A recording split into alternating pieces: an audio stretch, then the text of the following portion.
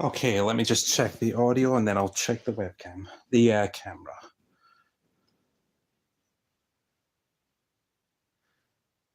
Yeah, audio sounds fine. Hi there, how is everyone?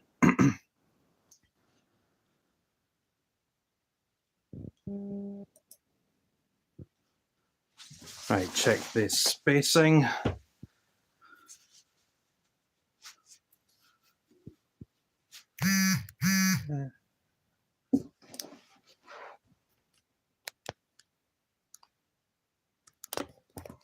Hang on a minute. Mute that.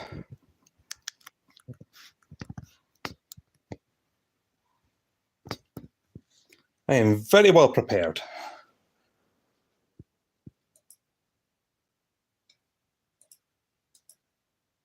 Okay, that looks fine. I'm doing this very amateurly. I've got my phone pointing at a white table and I've got a lamp adding extra light, so this is pretty lame. Okay. And the camera's going to shake.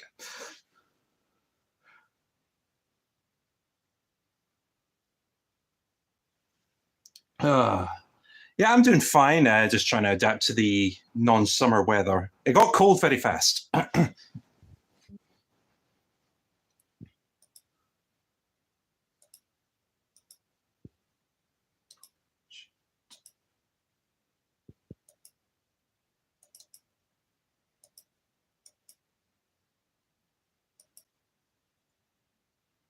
And go.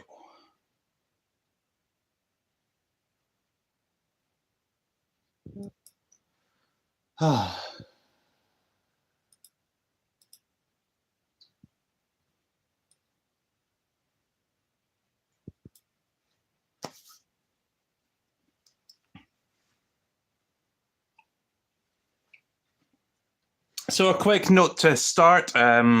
Today's Cartoon Network's 30th anniversary, which is fabulous. You know, if you've seen Video Memories, GT, anything, you know I grew up on those on that channel, Cartoon Network Plus, Cartoon Network 2, Boomerang, and they were my life. So I figured a quick backstory on this.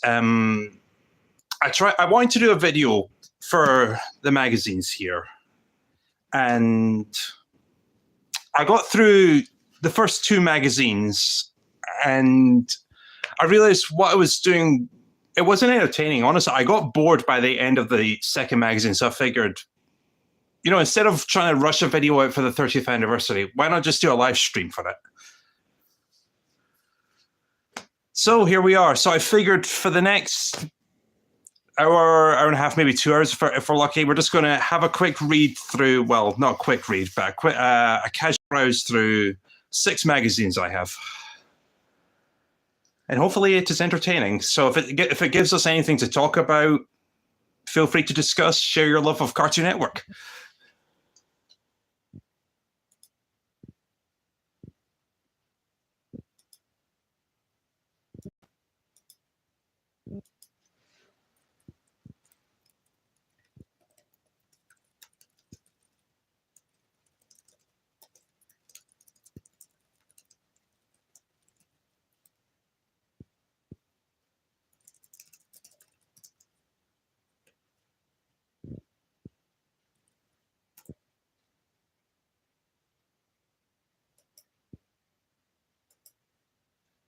There we go.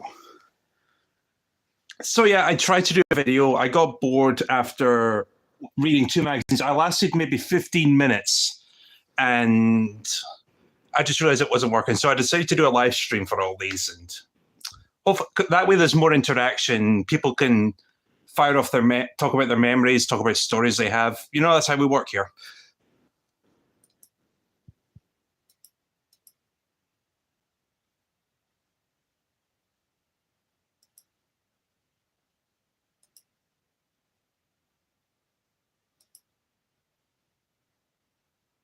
Ah, good stuff. You love Ed, Ed and Eddie and Dexter's Lab. Well, they are good shows. They are good shows. I mean, honestly, my favorites would be Looney Tunes, Tom and Jerry, and the cartoons, because they were the highlight. They got Kevin Chicken there. You got we got two Johnny Bravo. We got some of Ira Baboon and I Am Weasel and Kevin Chicken and all them. It's all good stuff.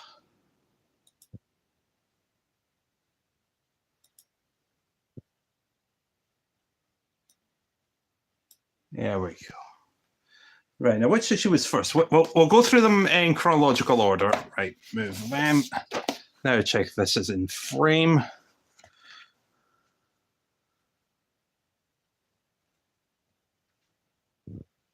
More or less.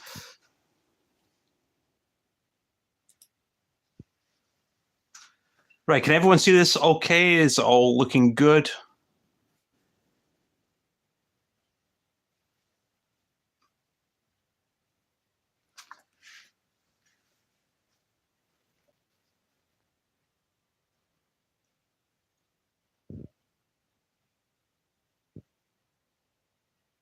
I'm going to assume it's all fine.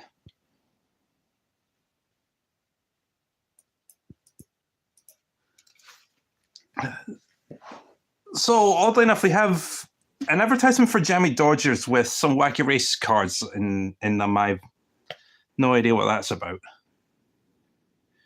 Is there even anything relevant in 1999 for wacky races? I guess maybe the Wacky Race video game that came out for Infogrames. That was a good game. Played it on PC. Penelope Pitstop was my main racer, and then I unlocked Dick Dashley, and then he's easily got the best car. Cartoon Network issue 11, beaming to you from the future. In your face!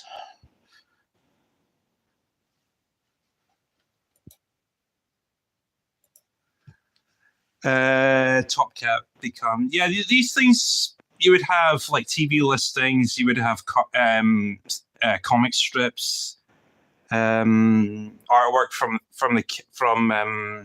Kizu. They'd done their artwork and then written into the magazine company, submit their art results, and I never did anything like that. I have no artistic talent whatsoever. That's all my wife's area, actually. Beaming to you from the 21st century is this digitally transmitted comic. See, now I love that. That's something I've always loved. It's when you look at something from the 80s or 90s and they always present themselves as being state of the art and high tech. And really these days it's all very primitive. I love stuff like that.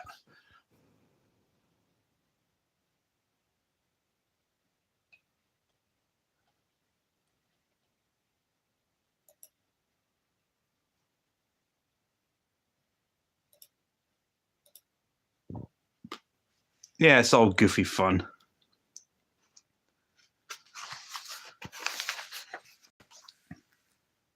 Dexter's idea of having fun involves hours of studying hard and making wild experiments. Now, I don't know about you, but when I was in school, I never once thought of studying hard as fun. They tried to force that down our throats that learning can be fun, and like, we're stuck in this prison for 6 hours a day, 5 days a week. This is not fun.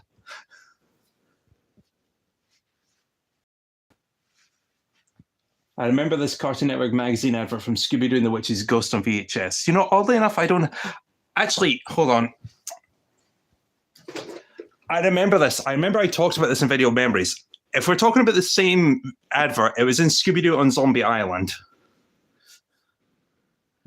Because that's actually when I first discovered that this magazine actually existed. And I'm 29 years old. I've been watching the channel since 1998. Had no idea these magazines existed. So when I reviewed Zombie Island, I was just caught off guard that a magazine existed.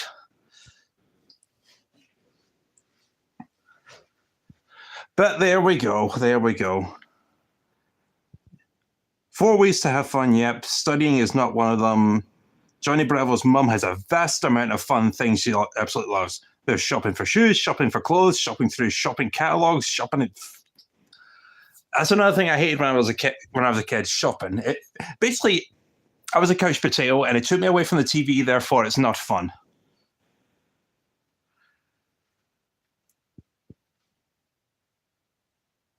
Top Cat and his gang just love to party. Go cow and chicken crazy. This looks like an art. Looks like a thing of art supplies. It's a cow and chicken competition. Try our mini quiz. See if you're 100% cow and chicken fan. Idea number 1: sit and dream about watching cow and chicken. I mean, it's one of the good shows from the 90s. So that was always a thing. Play at being cow and chicken. Nope. Enter a fab competition. Okay. Really obvious question for everyone, but this is to win some art supplies. In the cartoon, when chicken is in trouble, who usually comes to the rescue? Red, Mum, or Super Cow? This is what's on the line. Some art supplies.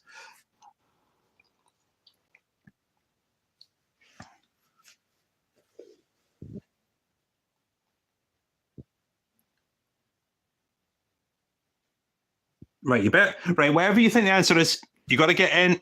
You got to get your answers in by August 5th, 1999. So you better make it quick.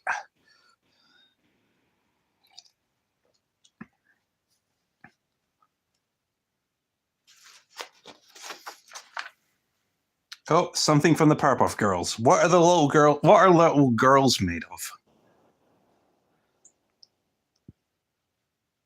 Now, this is clearly from before the reboot because there's no mention of Bliss or anything.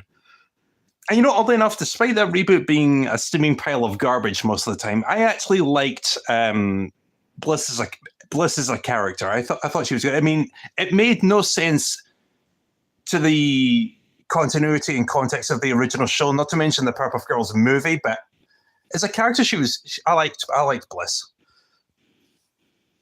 There's Blossom, the natural leader with just a pinch of bossiness. There's Bubbles, the baby of the bunch. She'll do anything to be loved, okay? Then there's Buttercup, the Powerpuff with attitude. Watch out. Oh, it's fun stuff. So basically, this is like a giant promo for the Powerpuff Girls. Yeah, I remember this one. I'm pretty sure that's... Oh, what episode was that? Was it with the Boogeyman, where he shoots the disco ball into the sun and monsters party in Townsville all night, and then they do that Star Wars homage where Bubbles has to destroy the disco ball. That was classic. That was probably my first exposure to Star Wars, actually.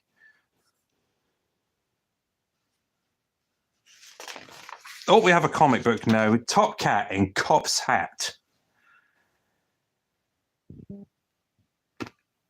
Time to do it. One for you and one for me. 2 for you, 1, 2 for me. Oh, Top Cat was a special. He wasn't one of my favorites, but I talked about that in the Cartoon Network range. Reboots aren't meant to be connected to initial continuity. I'm pretty sure for the Powerpuff Girls reboot, they mentioned it was continuing the story. I'm pretty sure it wasn't reset and everything. I'm pretty sure they said it was a continuation.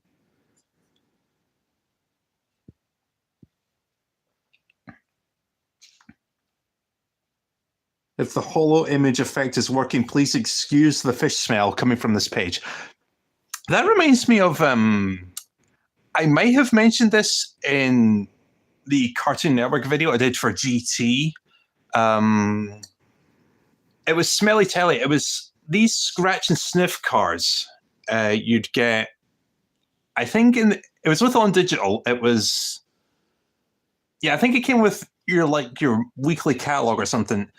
It would tell you to watch a certain TV show. Like for me, the first one I remember is Ed, Ed, and Eddie, and it was the Ed Touchables, the first episode. It's the end of the episode. They're enjoying the Jawbreakers. Johnny rolls into them because he's inside that tire. It knocks the Jawbreakers out of the mouth. They chase them down the road, and then the episode pauses and it tells you to scratch like number 4 on the card, and you're meant to smell it. And I don't know if it actually worked. I don't remember smelling anything, but yeah, Smelly Telly was a thing.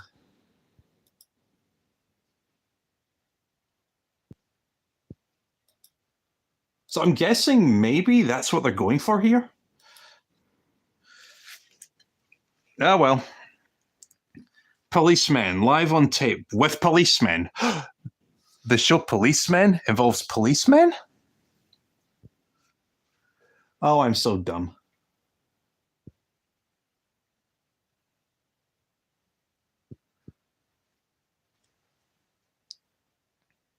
Oh, were they actually on TV? the faces are all pixelated. So I think it's trying to be like Cops then, or a show like Road Wars.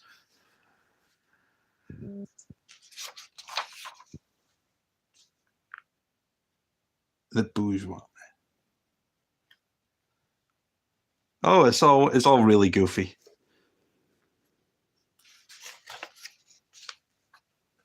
Yeah, I never caught this on when I tried to do the initial video. Their faces are all pixelated.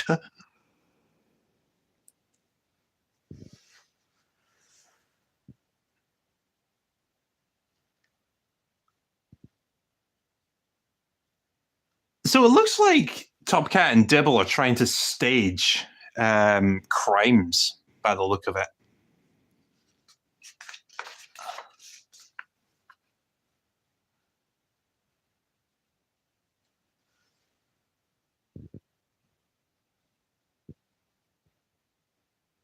Top Cat's crazy pranks.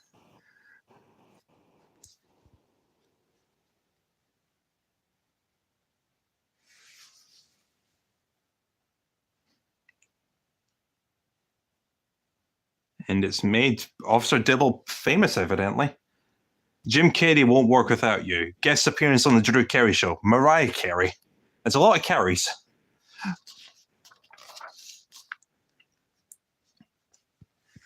Oh, another competition, this time for Dexter.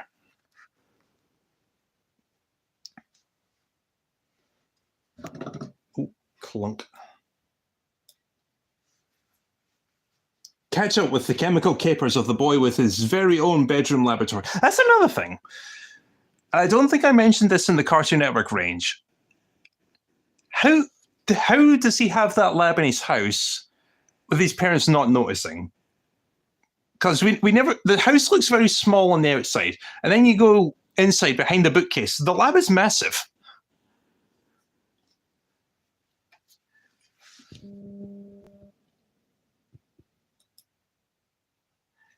It's bizarre.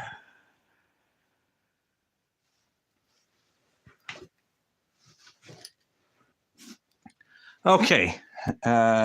This issue, we're giving away a prize that contains that special X factor, a prize that defies even science. 5 lucky readers who enter our competition will each win a goodie bag containing a Dexter's Laboratory style backpack and beach towel, a snazzily designed Cartoon Network watch, and also a Cartoon Network t-shirt. Enough to make even Mendark go an emerald shade of green.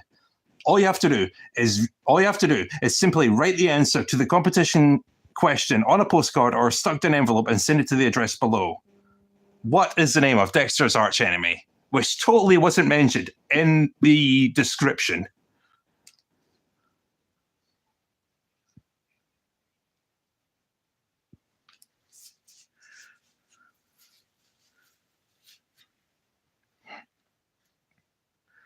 Oh, these things are funny.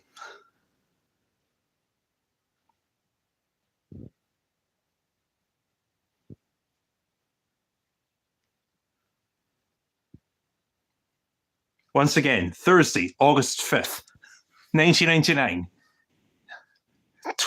23 years ago.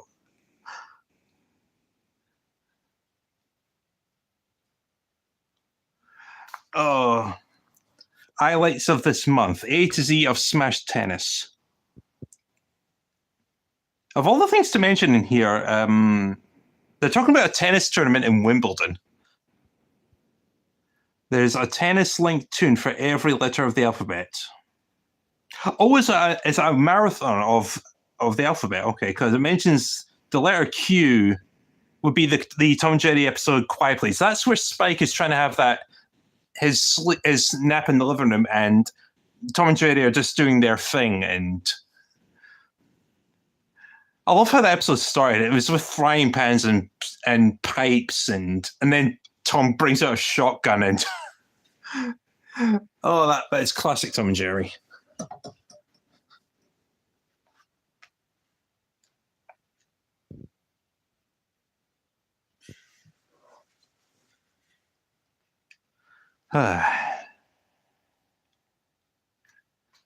The only way to describe the sizzling lineup on Cartoon Network this summer is all the groovy. I can't bloody read tonight. As all the groovy network gang hang out for tons of top tune fun in the sun. Chill with Dexter, Johnny, the Eddies. I swear, the Eddies. And the rest of the crew from Monday, 19th July. There's new shows in the morning and afternoon. Aftertoons bringing sandwich marathons of top shows and dreamy weekend evenings of toon movies and premieres. Marvel at that pint-sized genius Dexter. Be utterly astounded by those cow and chicken sibling rivals and find out if the meaning of life really can be found in a jawbreaker. And you're never more than half an hour away from another hot top toon treat as the cartoon sensations keep on coming every weekday from 12 p.m. to 7. You know, honestly, I've never heard of them referring to the Eds as the Eddies.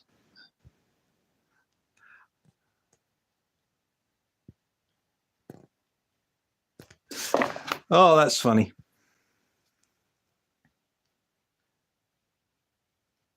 Oh, we've got a new scene. Oh, yeah. Now we're talking. I remember this one. Start the day the very best way with a new tune on Cartoon Network. Well, it was a good time for that. As Cartoon Network launched a brand new fantastic show, especially for the summer, Flying Rhino Junior High.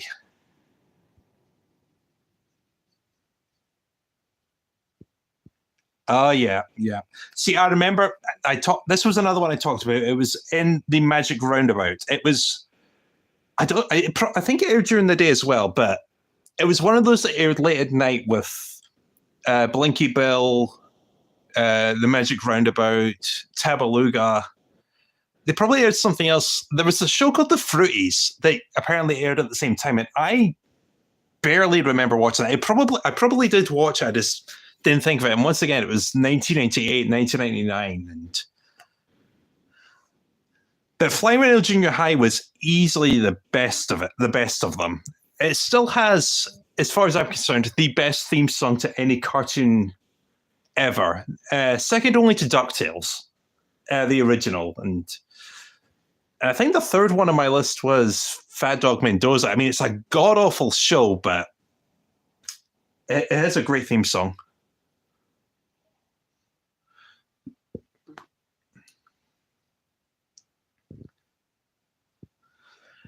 Oh, some Dexter's Laboratory Fast Facts. Dexter doesn't have a girlfriend, or female companion as he prefers to call her, but he does have a crush on his babysitter, Lisa. I love how they make it seem like it's a regular thing, but I'm pretty sure Lisa only appeared once.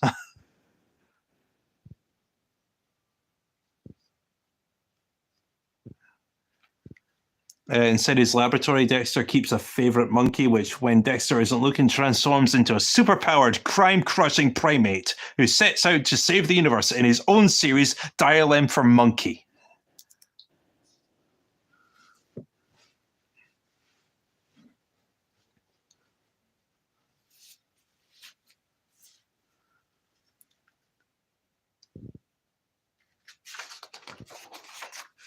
Oh, What's this? The inventors of time.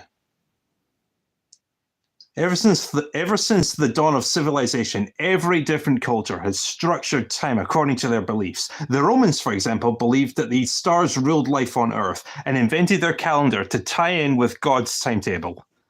Oh, fabulous, fabulous. Oh, I mean, speaking as an atheist, that just gives me a laugh.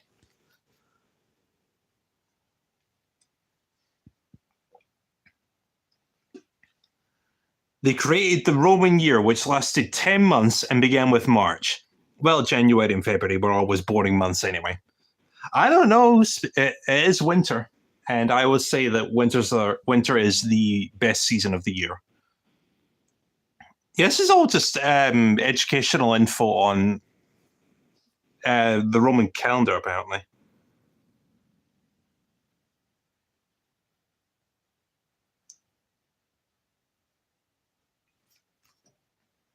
I mean, it gives kids a dose of education, at least.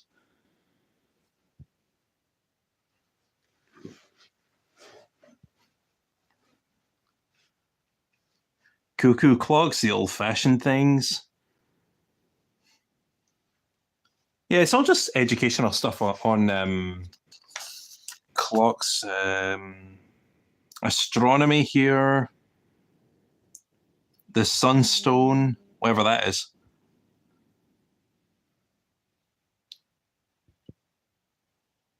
In the 20th century, technology made the idea of portable clocks possible.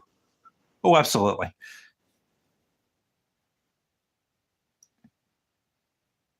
God, can you imagine actually wearing an hourglass on your arm? That would not be the most comfortable thing in the world.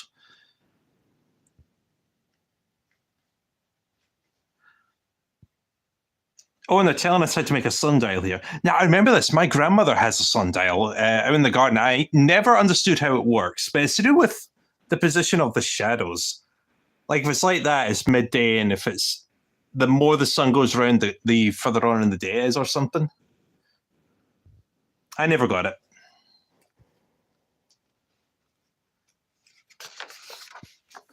Oh, we have a poster here. It looks like Scooby-Doo with the Frankenstein monster. I mean, who else do you know that has a head that flat?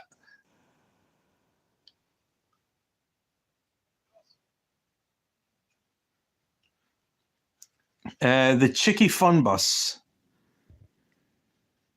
Oh, I remember this. My wife made one of these a couple of years back, and they were all the rave.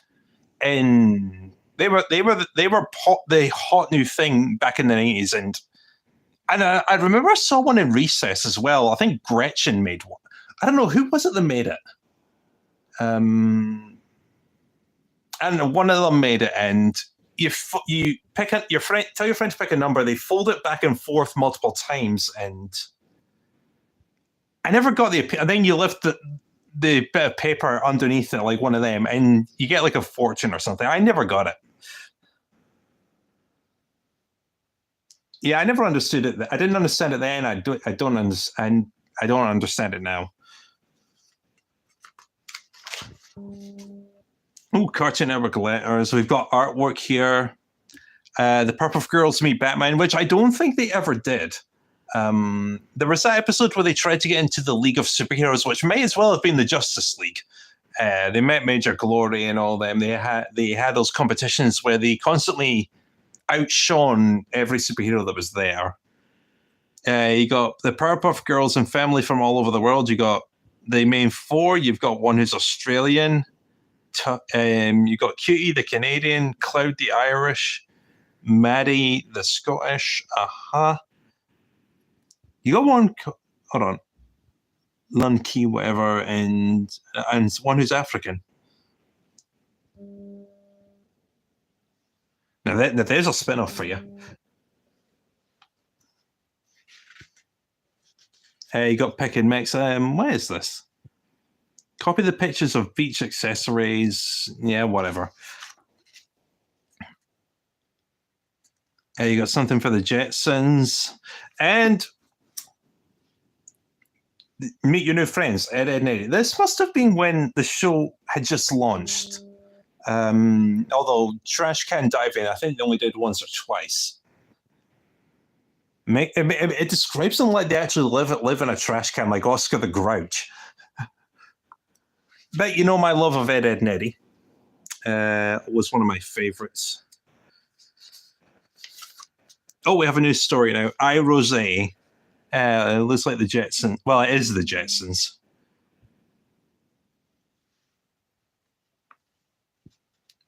Oh, the robot is pissed. Yeah, I mean, honestly, you add a couple of comic strips, it keeps the kids amused for a long time. And that's like 2 or 3 per issue. That ain't bad. Oh, geez. Oh boy. I don't remember. I haven't watched the Jetsons in a long time. Was the robot maid always that agitated?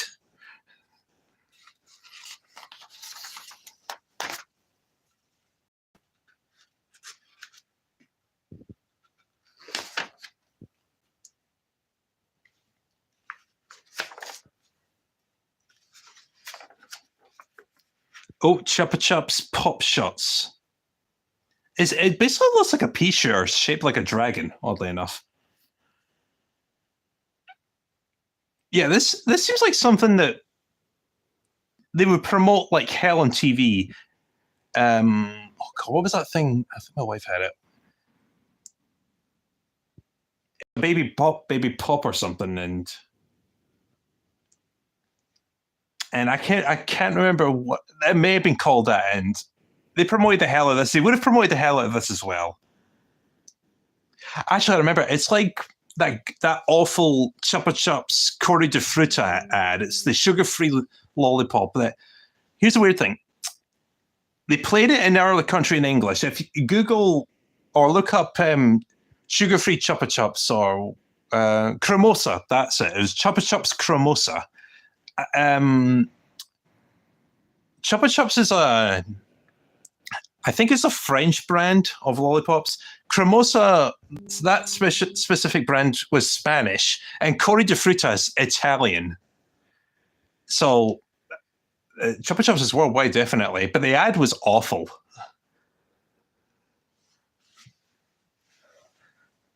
Probably because it was dubbed. That's probably why.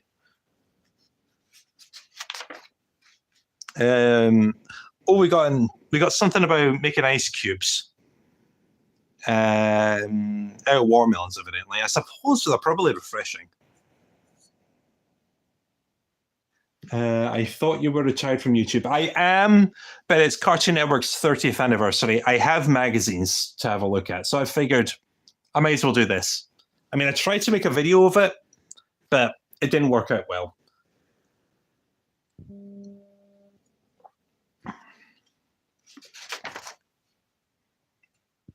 Yeah, that's basically it. Oh, it's one of those juice pops. Oh God, I think Dexter's Lab did this one. So that was probably what introduced me to orange juice lollies. You pour the juice mixture into an ice cube tray, stick cling film across the top, poke some toothpicks through each section, stick in the freezer overnight. There you go.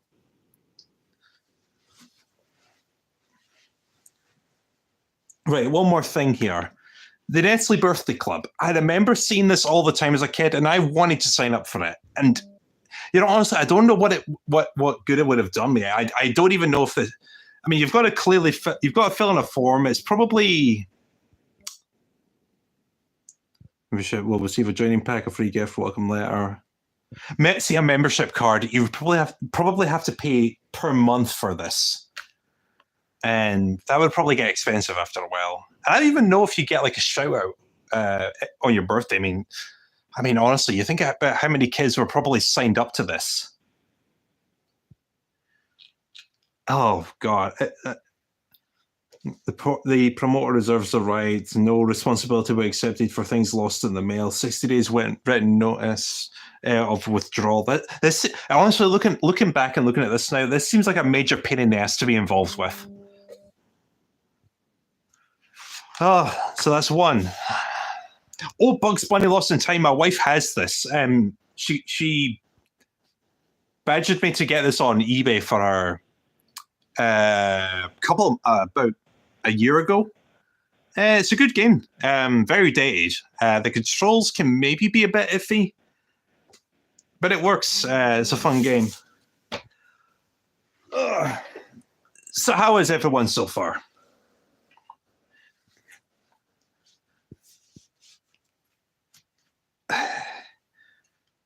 I'm covered for the night. I got water, which will hopefully last me.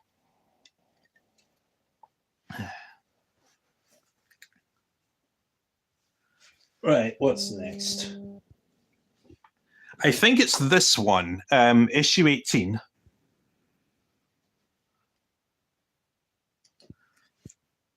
Now, I remember someone was mentioning an ad on a Scooby-Doo video, on a Scooby-Doo VHS tape, and with Zombie Island, I double-checked this when it came out.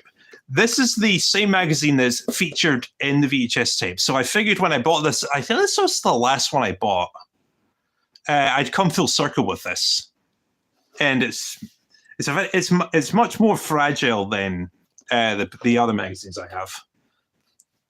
Issue 18, when would that have been? Well, let's talk about the PlayStation. So it must have been. When was issue 11? That was 1989. So I think we're in 2000 at this point.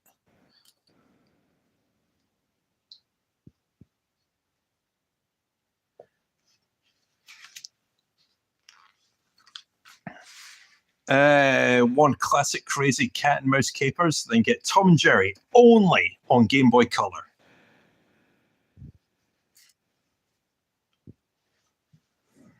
Now, I probably would have played this. Wait a minute. January 28th. And it has a 1989 copyright on that. So it would have. This must be January 2000. The days of Game Boy Color. All the primitive days. It looks like just a standard platformer, really. And it looks like it's a comic where Cow and Chicken. It looks like they've taken all the other characters hostage, and I don't know what they've stuck him in, but it looks like a dishwasher or something. So it looks like a Cow and Chicken issue. Oh, new tunes, new tunes.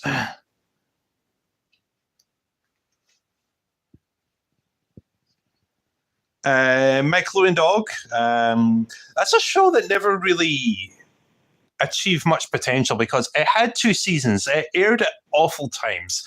If I think back to my recordable tapes from 2005, they aired about 5:30 in the morning, and that was it. And the episodes were 5 minutes long. So honestly, if you wanted to marathon Michael and Dog, it would take you. How many episodes did it have? I think it was 26. Yeah, I think it was like 26 episodes. Multiply that by 5. It would take you maybe 2.5 hours just to get through them all. So yeah, it begins Monday, January 31st. Catch on weekdays at 4 p.m. and weekends at 8 a.m. So it definitely aired more back in the day, but it didn't really do successfully. It didn't really get much success, I believe. Courage the Cowardly Dog. This is actually my wife's favorite Cartoon Network show ever, apart from maybe Steven Universe. She loves this. I mean, for good reason. It's a good show. She loves horror as well, so that probably also helped her interest.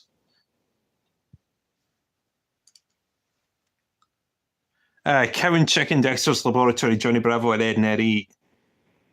Oh, it's a month for Marathon Mania. On Cartoon Network, screening from 12 p.m. to 9 p.m. every weekend. Begin with Dexter's Laboratory on Sunday, the 5th of February, and followed by Cow Chicken on Sunday, 6th. Ed and Eddie on Saturday, the 12th, and Johnny Bravo on Sunday, the 13th. So is that like, or is that 9 or 4? Yeah, 9 p.m. So, hi, Django. Come in, enjoy. We're just talking about Cartoon Network, obviously. Yeah, so it seems like they're talking about 9-hour marathons of all these. That beats Super Chunk by a mile.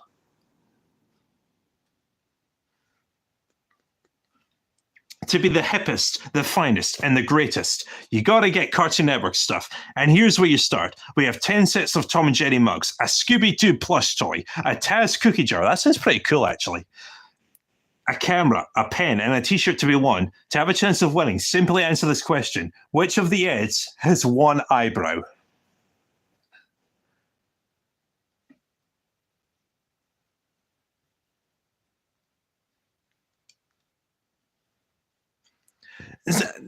Now, see, that's always struck me as weird because when you think about, I mean, the answer always is Ed.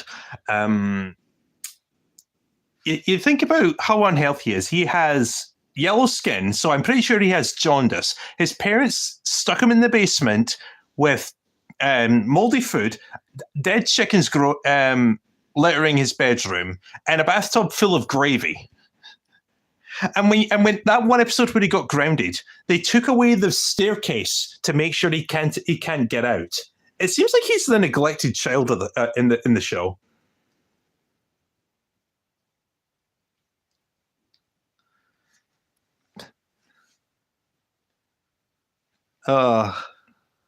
Entries must be received for this question by March 1st, 2000. I used to do giveaways on my old radio show, and I remember getting questions like that for it.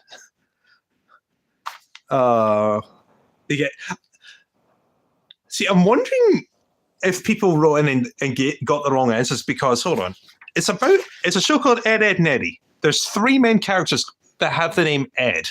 What are the chances you would get it wrong?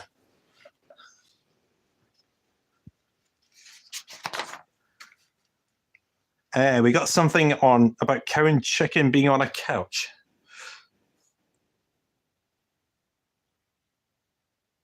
We're going to talk about how cool non-human people are. Oh God! I think Cow's milking herself. That's disgusting. And they're squashing Johnny Bravo, obviously. We have, well, looks like recipes. Quick kebabs, some cold cocktail sausages, pineapple chunks, small mushrooms, cherry tomatoes, cube cheese, and kebab skewers. Honestly, it sounds like they're trying to make a kebab out of a pizza. Controversial opinion on that? I liked pineapple on pizza before it was controversial. Because when I think back to 2007, when I used to watch The Simpsons and when it was sponsored by Domino's Pizza, that was perfect. Have you seen anything K&D related in here? I mean, we have some comics from I think 2002 onwards, so there might be something K&D related in there. I do remember this. There's a magazine on eBay. I've been buying these as they show up, but there's one on eBay. It's got Kids Next Door on the cover. It's from 2004, I think. It's being sold for £42, and I refuse to pay that much for a magazine.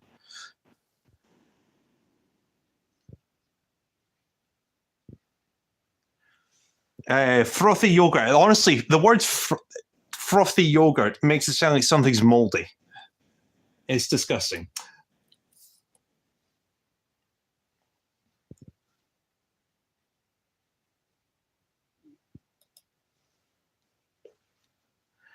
And sticky, nutty apples. A couple of apples, 2 tablespoons of honey, golden syrup, and lemon juice, and a handful of chopped nuts. Gross. Yeah, I kid you not, £42 for a comic book. It's awful. If when this is done, I'll leave something in the community tab for the magazine I'm talking about. I'm pretty sure it's around £42. It's insane.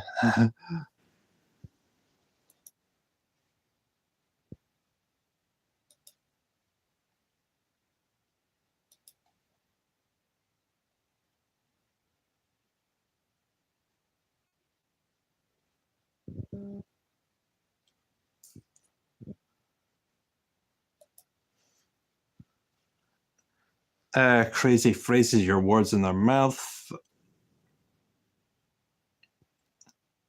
Oh, I remember when I had to cut things out of magazines when I was a kid. I could never get it a clean cut.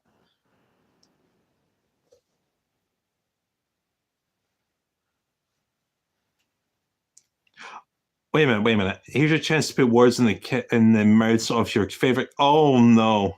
Oh God. I mean, if you've got a kid who's just started swearing, this is the worst thing you could give them. Oh man, that's awful.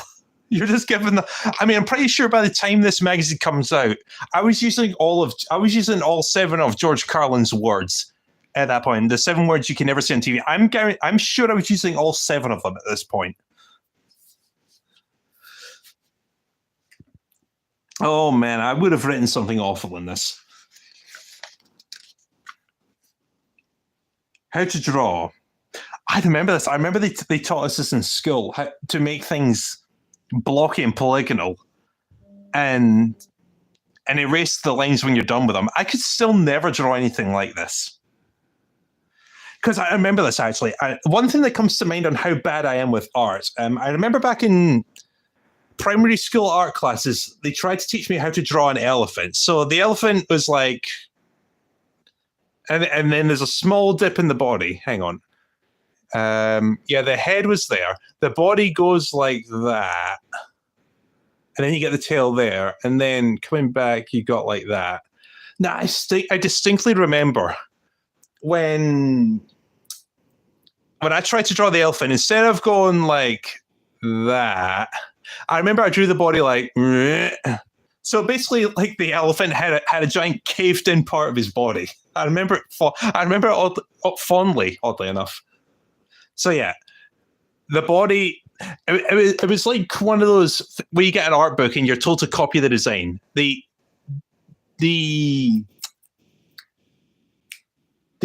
demonstration, like that much of a dip. Mine was, oh, that's terrible. Yeah, so it's just learning how to draw Scooby-Doo, and don't eat Scooby snacks while drawing. You'll get crumbs on the page. I don't know. It depends on how tidy you are with eating. Oh, now, all right. Forget Captain America versus Iron Man. Are you on Team Weasel or Team Baboon? Whose side are you on?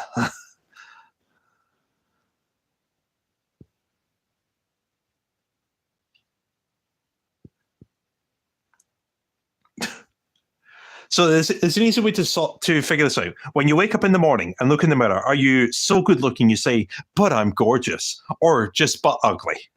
When you walk down the street, do people mob you thanking you for saving their lives, /marriages, /goldfish, /international trade agreements? Is that a reference to the I Am Weasel intro?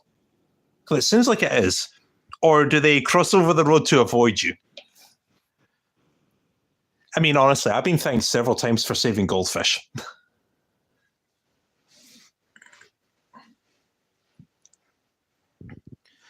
You believe that you have won millions on the lottery, do you? Check your numbers and then give all the winnings away to charity? Or gloat too soon, spend it all, find out you haven't won anything, and end up owing squillions?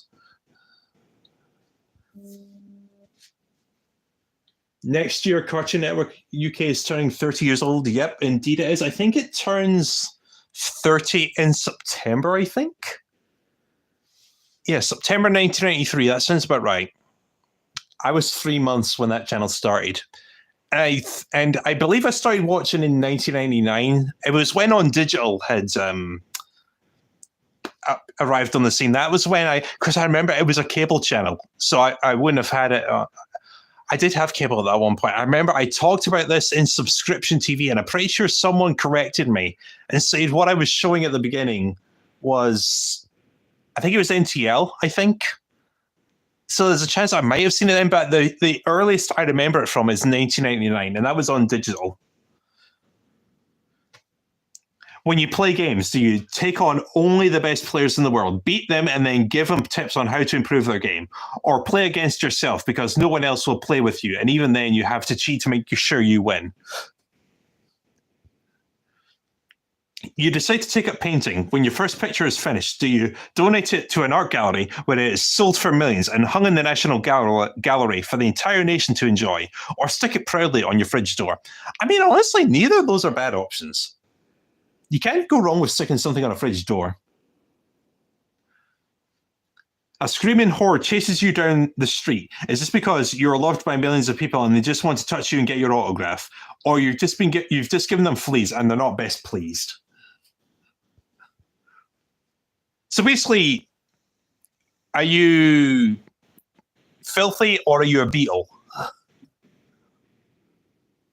Or in this spot, in this time, are you Justin Bieber?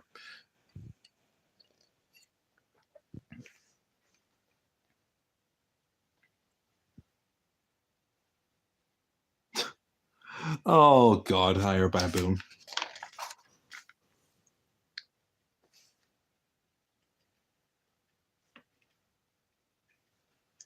Cow's secret journal. Does she write her journal on the back of a milk carton that looks moldy?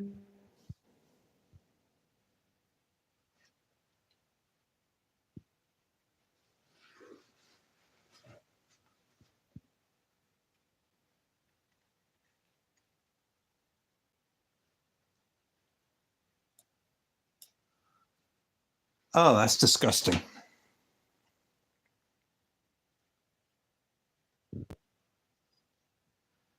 Pitroid Panic. Now that just scream. That is. It's a, yeah, it's a PC game. Star Wars Pitroids.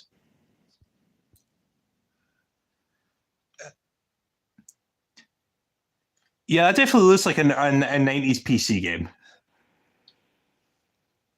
What is the name? You might win one of 10 copies of Star Wars Pitroids, courtesy of Ubisoft, for the PC, if you can answer this question. What is the name of the pointy-horned bad guy in The Phantom Menace? You see, I haven't watched these movies in a long time. I'm not a Star Wars fan, but even I know that one.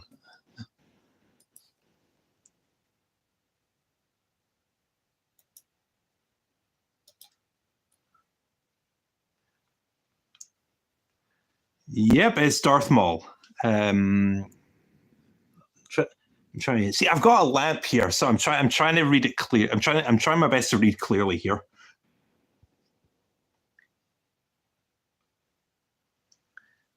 This perfect brother and sister could be you. Oh, it's Cow and Chicken plushies. Yeah, Cow and Chicken plushies, Cow and Chicken key rings. So to enter, simply answer this question: what is the name of Cow and Chicken's floppy cousin?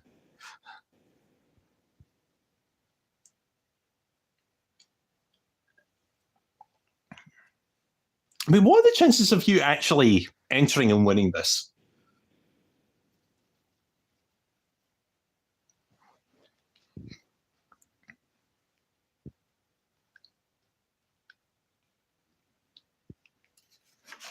Oh, wait a minute. There we go. Comic section. Johnny Big. Oh, it's the red guy. It's the red guy.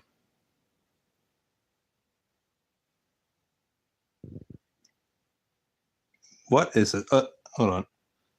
Oh God, the red guy has a theme park. Oh God, that looks terrible.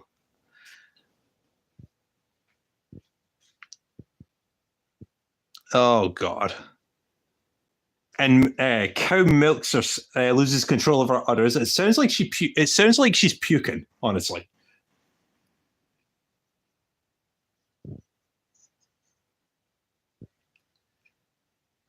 I only know one person who ever won something in one of these magazine giveaways. I mean, what are the chances, especially, what are the chances you would win the big prize? Now, actually, I remember this. A couple of years back, Iron Brew was doing, I think it was a summer giveaway, and you had a code on the inside of the bottle cover, like the I don't know how you would describe it, but basically there was a code on the back of it, and you enter it on the Cartoon Network, on the not the Cartoon Network, on the Iron Brew website. And I remember I won two things. I won an Iron Brew beach ball and an Iron Brew towel. I don't have the beach ball anymore, but I have the towel, and yeah, I was impressed I actually won those. I don't think they told me what I won. They just said I was a winner. Put my address in. They'll ship it out to me, and yeah, I won an Iron Brew beach ball. I don't even go to the beach. But yeah, I had that.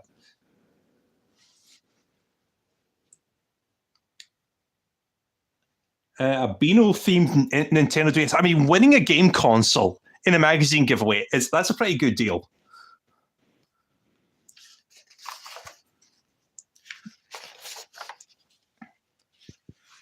Oh God! The last thing I would want to do is to go to any theme park run by this guy. That would suck.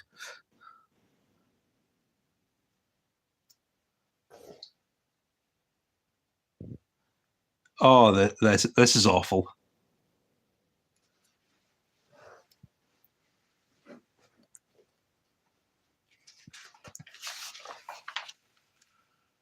Oh man. Oh.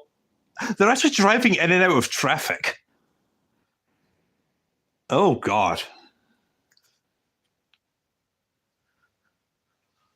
Oh, this is horrifying. And Chicken goes on the worst looking roller coaster on the planet. Oh, that's terrible. It's got a fuse on it. It's a rocket.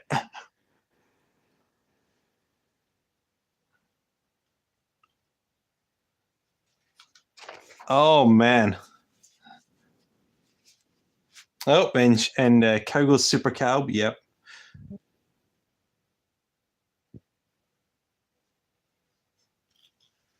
Hi, Mike. Yep, 30 years of Cartoon Network. It makes me feel old. It launched. There's October. About 8 months before I was born. So yeah, I feel ancient. And then I was 3 months when the British version launched. So yeah. Johnny Bigfoot. Yeah. Oh, we have something with Johnny Bravo. Yep.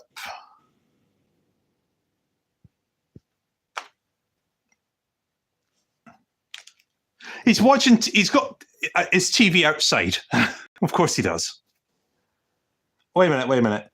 Yeah, his mother tells him to go outside and get fresh air. Outside? In the wild? So he takes his TV outside with the fan.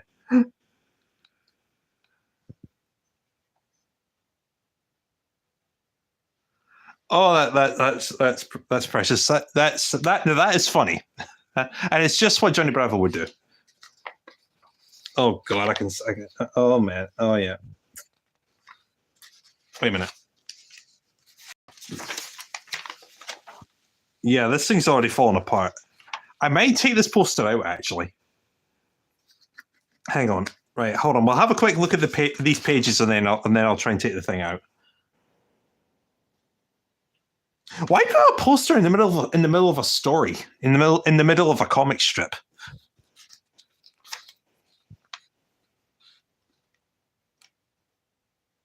So it looks like he's Susie and Carl are going camping or something. Right. Wish me luck on this. I would use a knife, but I caught myself the other day trying to cut some ice up. We were trying to make slush puppies, and my wife has said I'm no longer allowed to use knives. Hang on, try and get this in focus. Nope, it ain't happening. All right, come on, work for me. I was actually going to leave this one in, but because of how fragile it is, but You've seen how damaged it is. Oh, Jesus Christ, come on.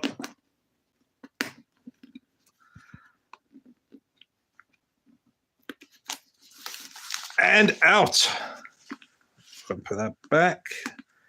See, that's the issue with taking a poster out. You got to be careful that no other pages come loose. Oh my God, come on. I was not planning for this, not in the slightest. I just thought it'd be an innocent night reading magazines, but nope. Are these comics that you owned as childhood? No, actually. I mean, Mike, if you look back at my review of Zombie Island, I didn't know this magazine existed, so I bought all these on eBay. So, the network dogs, we've got Muttley from Wacky Races and Dashley Muttley. My wife can do a really good Muttley laugh, surprisingly. We got Scooby-Doo, obviously. We got Hong Kong Phooey. I remember this. I had a Hong Kong Phooey plushie about 15 years ago, and I have no idea what happened to it. I forget his name, and I know the Two Stupid Dogs. I don't know their names, but they are from the show Two Stupid Dogs. Is it Space Mutt? Is he with Johnny Quest or something? Oh, this is going to kill me. So, I got a poster out of this. There's a couple of holes in it, but I will deal with that later.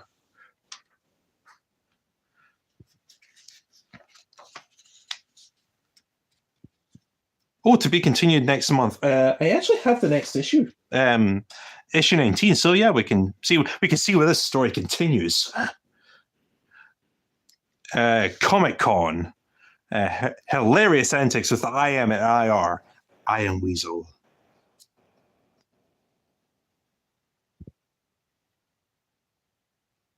It looks like Godzilla. Actually, it looks like it's from the Rugrats with Reptar, and it was in Toy Palace. It was like a purple ape. It may have been in a couple of video games, but I forget what he was called. But he was a purple ape. He was in the Rugrats, and he was one of Reptar's enemies, along with Dactar.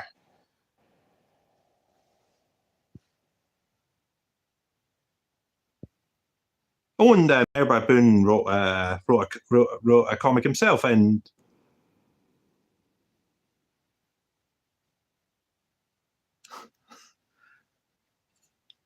$10 million for the movie rights to I Am Dark Weasel 2. Nice. Thorg. Is it Thorg? Oh no, that would be right, because in Search for Reptar, there's a Toy Palace level. So yeah, that's probably right, actually. That's probably right.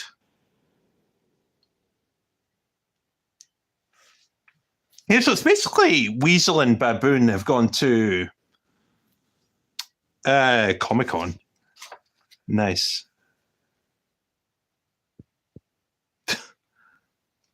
Yeah, standard story. Yeah, Baboon's not the popular type. Johnny Bravo's tips to live by. Tip 1, dress to impress. It is Thorg. Excellent. Right. So hold on. Let me go back. Yeah, I mean, it's kind of like that. I mean, you can kind of see it.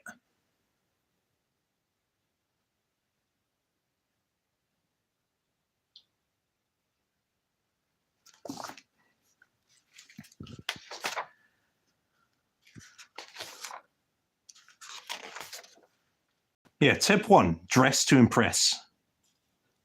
I mean, do women find muscular men in black t-shirts that impressive? Oh, there's like multiple ones per issue. Oh, Rally Racer. It's a Wacky Races game, evidently. It's not the one I had in mind. It's for the PlayStation, evidently. That's a weird-looking controller. Hang on. Yeah, it's a weird-looking controller.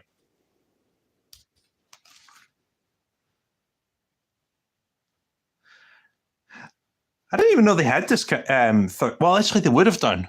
Yeah, they would have had third-party controllers at that point. A 2-in-1 racing wheel. I may have had. I remember for the PlayStation, I actually had a racing wheel. I never used it because I much preferred using the controller. It was less of a pain. And a PlayStation console you can win by entering their competition. Simply answer this question for your chance to win. When Penelope Pitstop gets into trouble, who always comes to save her? Now, unlike the previous questions, that one actually could trip people up. You would have to remember Wacky Races really well to know this one.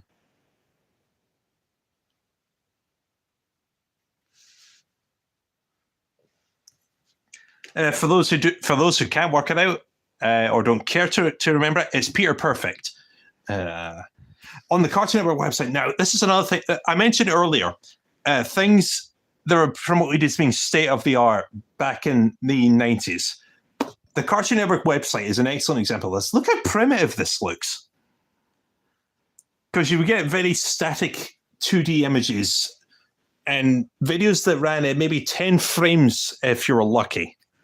And then you look at how far things have come out. Just look at YouTube. You can get HD video running at 1440, I think maybe even pixels, maybe even more. 1440p at 60 frames per second. That's a pretty good deal. It's impressive how far we've come since then. Yeah, it's nostalgic stuff like this. It's really fascinating. It reminds me of the Playhouse Disney website. I remember spending a lot of time on that back when I actually cared about Playhouse Disney. Hong Kong Phoo's Masterclass. Lesson 1, stay undercover. Lesson 2, leap into action. Lesson 3, apply skills when acquired. Lesson 4, if in doubt, ask.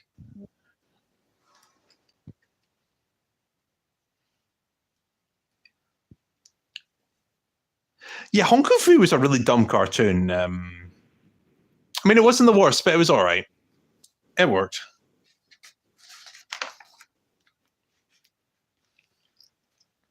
Oh, a conversation with Hong Kong Phoo and Tony White. Apparently, he's a kung fu expert or something. I never heard of him before this.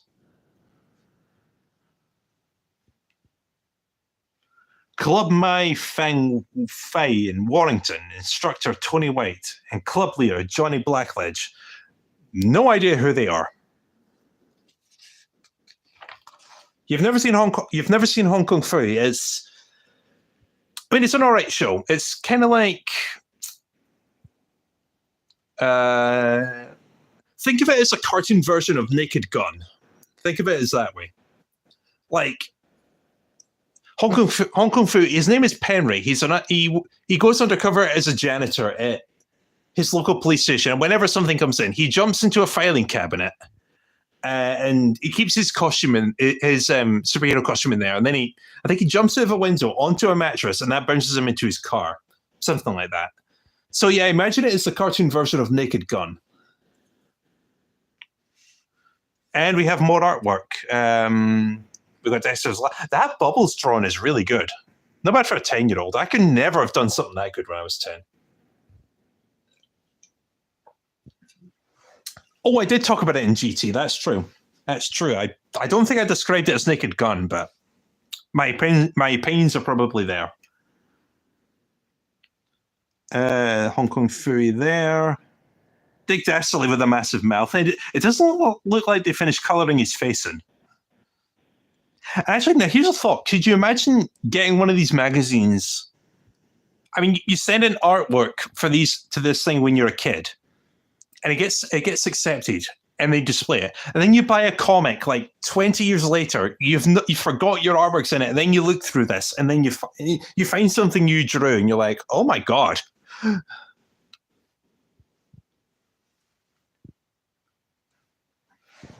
That would be really trippy.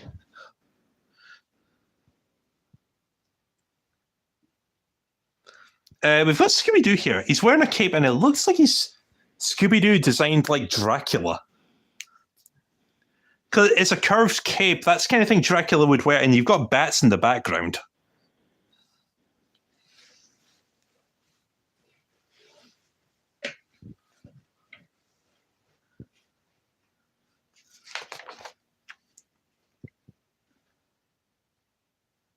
Scooby and Ash. Oh, that's his name. It's Astro. Hold on, where's that poster? Yeah, his name's Astro. Okay.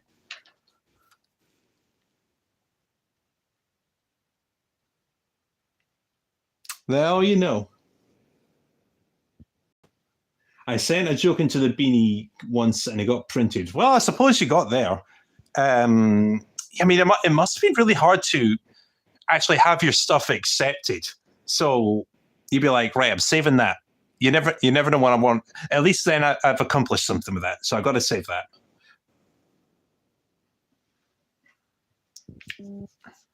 In a promotion for I Am Weasel. Good stuff. Oh, Powerpuff Daddy. Watch the Powerpuff Girls at 4 p.m. every day in January, only on Cartoon Network. Good times, good times. And we have horoscopes. All right, where's mine? Destiny hide behind green door for you this month. But knowing your luck, it just waiting with big sticker water bomb for you. Open the door. Don't open the door. It's your choice. It's your choice. Just don't blame IR. It's not my fault if anything happened to you. Don't say I not warn you. So basically, what I'm gathering from this is that my wife is going to be waiting behind a door with a giant stick and or a water balloon. So she's either going to throw a water balloon at me or she's going to hit me with a stick like Rafiki. That doesn't reassure me.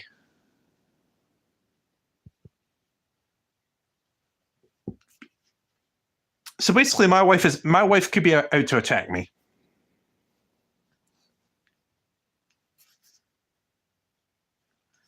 Now, IR Babylon solved all your problems. Go away.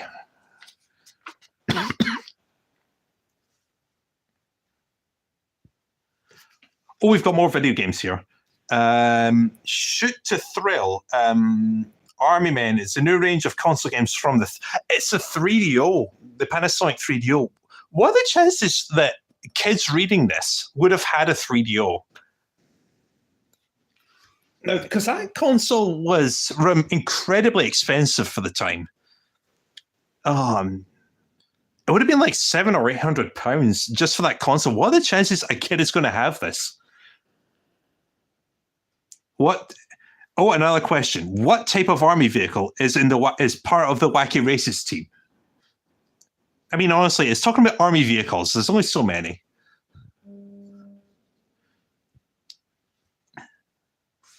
Do you consider yourself a glitter girl or a follower of fashion? I'm always considered myself to be a glitter girl, honestly, but that's just me. Then look no further because you'll love these fantastic fashion tips for kids, Biz. That's another thing they would have promoted. Guarantee it. They would have done that.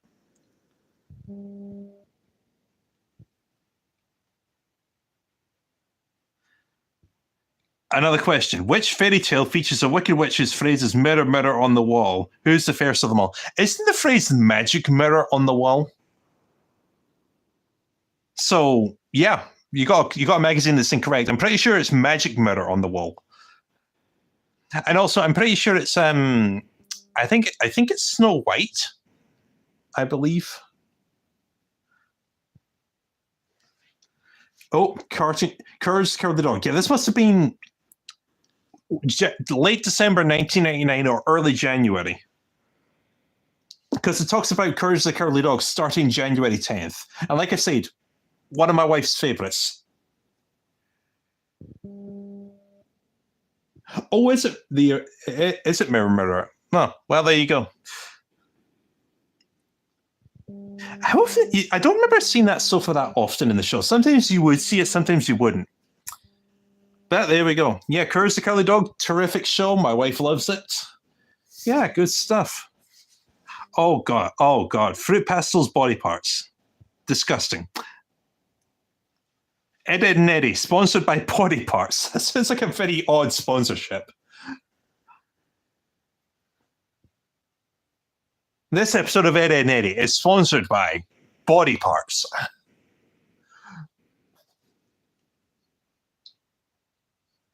Okay, that's two done. And I will put that poster elsewhere. Take a breather for a minute.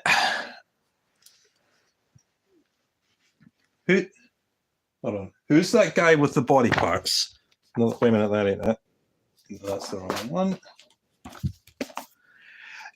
Now, here's a weird thing. It looks like the guy in the Wheatos adverts, the ones who, if I remember the adverts right, aliens were coming down to attack, and the way to conquer them was eating a bowl of Wheatos. It was a scientist that developed them. It looks like the same scientist with different hair colors. Yeah, if someone could verify that for me, that would be awesome. And it looks like the same scientist.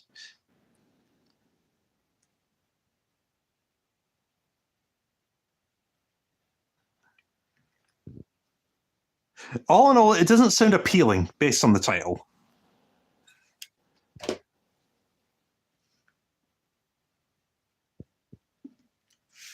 Right then. What is that? An Ed, Edd n Eddy chair. That doesn't look half bad. I mean, it wouldn't last.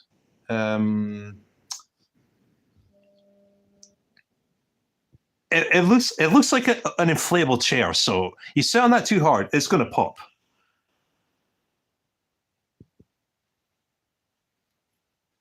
So issue 19. This would have been February, I think. Oh, state of the art PC. Got to have that. Got to have a state of the art PC.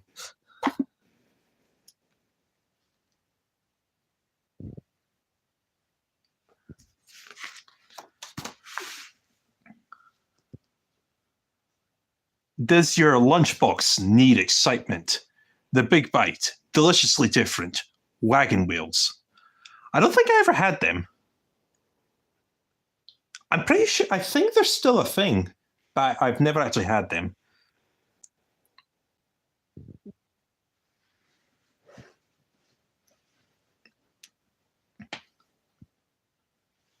We don't need to play with girls, do we, Plank? We've got each other.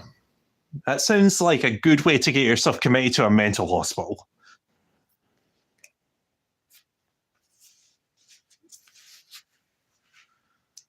This month, Johnny Bravo interviews the three Eds. I swear, you never see them get referred to as the Eds with a Z.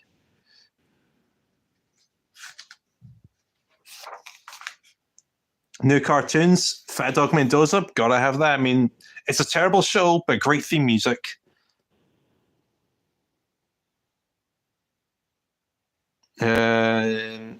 Mad March Marathon coming up first is a burst of Scooby Doo on the 4th, closely followed by Tom and Jerry on the 5th.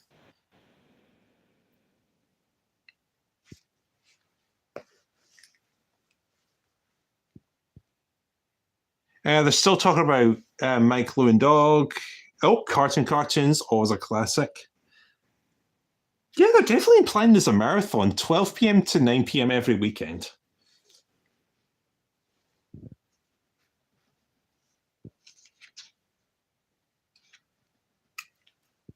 Oh, that's disgusting. Have we gone mad? Pass me a bowl of gravy and ice cream. That's disgusting. Yeah, bouncy blow up Ed, Edd n Eddy chair. I would have that, but it would probably break the second I try. Because I don't sit down normally. I have to jump down. I have to thump it. That's probably why my couch is a mess.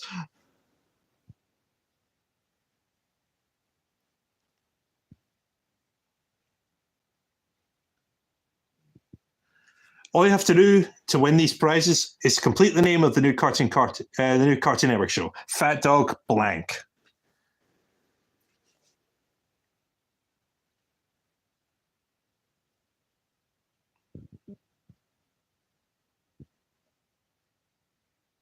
I mean, honestly, with these questions, they're having a laugh. It's right there.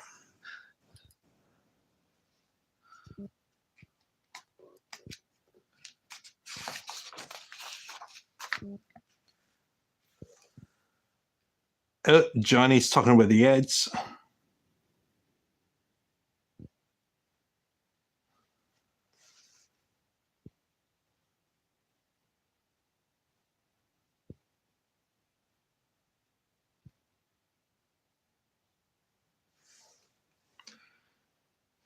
Your smell is bad.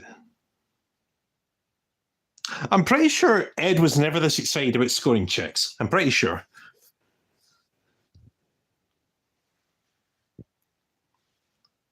The Johnny Bravo technique hasn't failed yet. If you're going to be cool, all you need is the t-shirt, the shade, and the hair gel. I mean, that's going to be hard. None of them have any proper hair.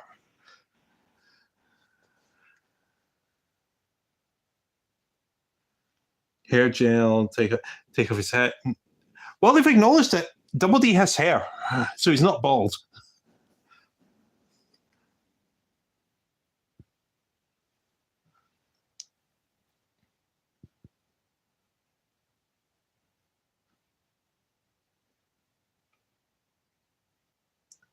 Oh, Ed's showing off his tongue. Oh, that's dumb. Celebrity stand-ins. Oh, jeez. So you get substitutes for all the characters. You got Double D in the Powerpuff Girls. You got Scooby-Doo in the Flintstones.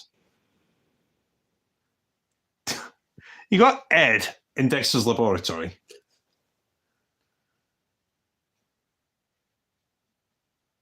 If Dexter has to go to the dentist, get the next best thing. Get Ed.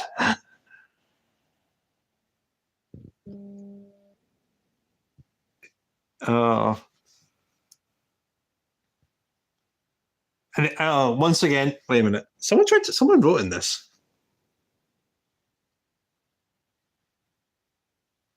Yeah, someone wrote in this. I can't read it though.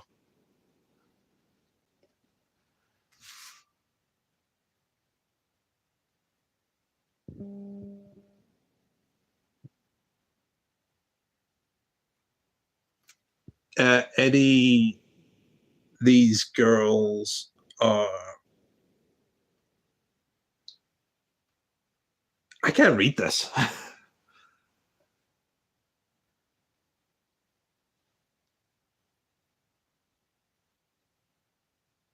Evidently, they didn't send it in.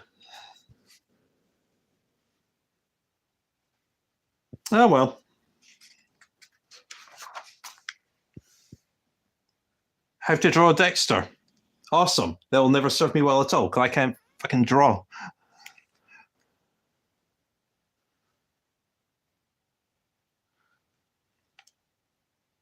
If your sister offers to draw your portrait, don't let her. You can never trust sisters. I'm an only child, so what do I know?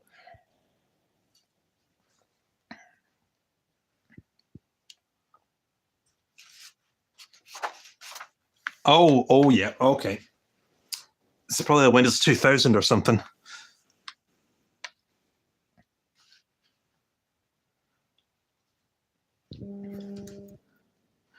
And it's educational stuff. The Clue Finders, math. What is that? Something to do with cats. Photo designer, year 2K stage 1. Oh, you got some of the Looney Tunes. Bugs Bunny goes wild in the West.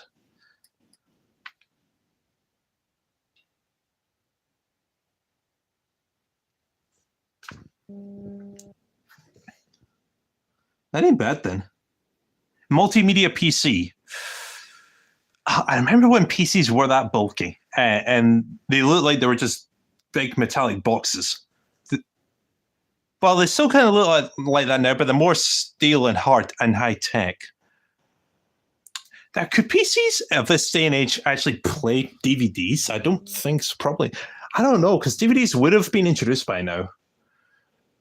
Because it was 1997, I think, DVDs came out.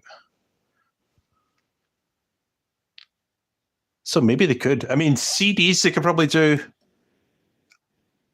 Actually, I think I see. I think this thing has a flash drive, a floppy drive, actually. So yeah, those were the days.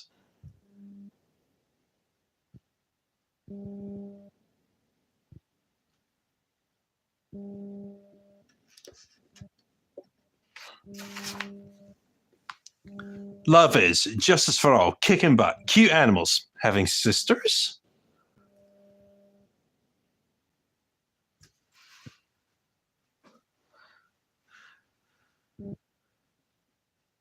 Oh, it's funny. Yeah, more comic info. Yeah, he's still out in the wild. Oh, good. He's going to get mistaken for Bigfoot, isn't he? Yep. Oh, God, he actually meets Bigfoot. It's like in Goofy movie when that exact same thing happens. And then he starts dancing to, is it the Scissor Sisters? Yeah, I think it is. It's the Scissor Sisters.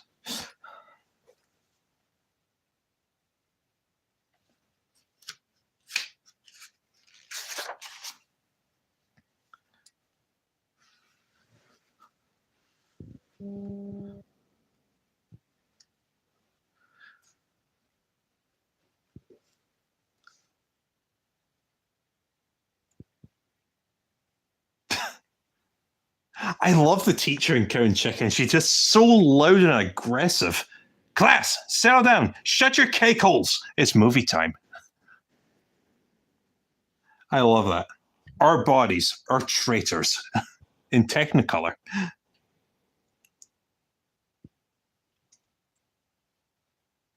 They've got zips on their heads. Oh, God. They look traumatized.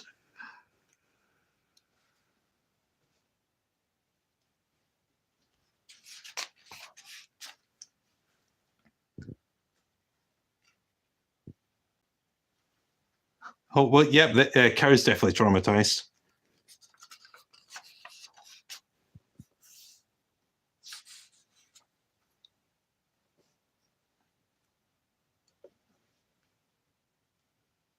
Bob's Big Boy.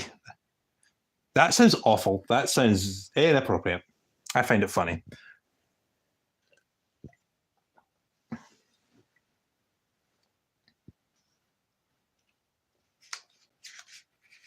Dee Dee blew a hole in Dexter's lab, evidently.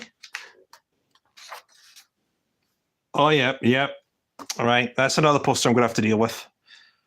Because where would I be without a poster of Ed, Edd, and Eddy? Yeah, I could probably find a place for that.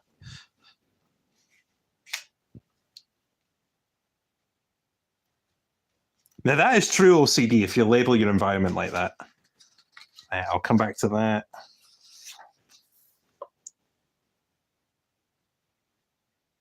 TV control.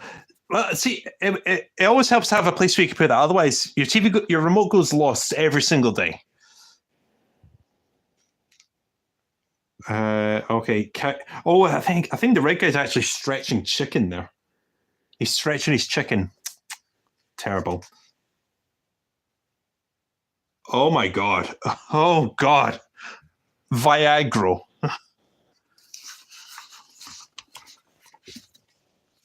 Look at this.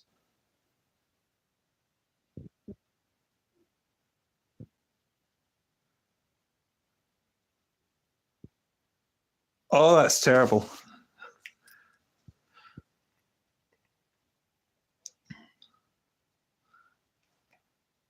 Viagra, hair growth formula.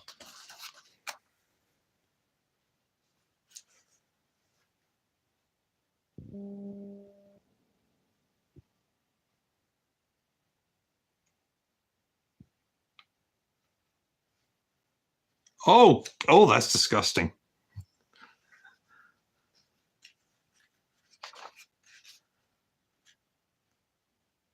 Yeah, Super Cow. Yep.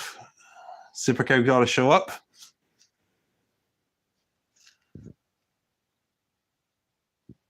And now a two-part story from the Flintstones.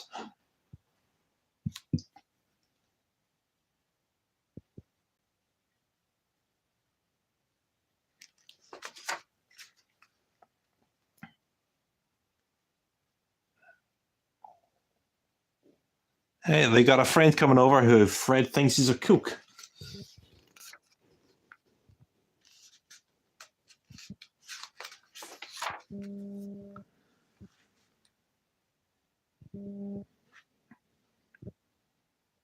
Ooh, okay. The truth about jawbreakers. See, I remember my wife got one of those really big jawbreakers from eBay, I think. It's almost the size of that. It's the more realistic version. And it took us about 3 months just to get through the whole thing. And that was a lot of sugar. Jesus.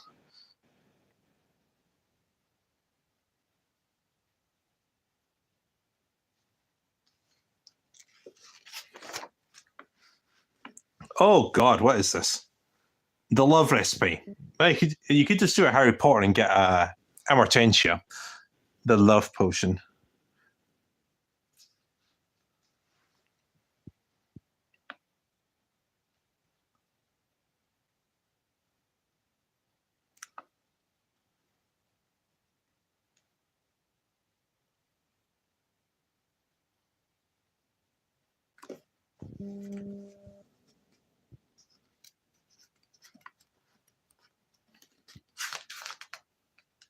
Oh, can you imagine if you actually could fit a jawbreaker that size in your mouth? Oh, that is a lot of sugar sauce. I think that's just what it is. Because I watched the documentary on how jawbreakers are made. It's just all sugar.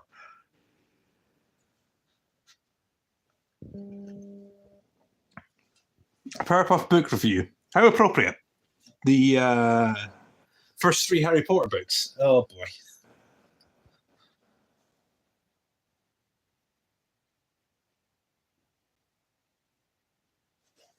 Vinegar Street by Philip Ridley. Oh, Holes. I remember that. I remember I did that in high school. Good book, good movie as well.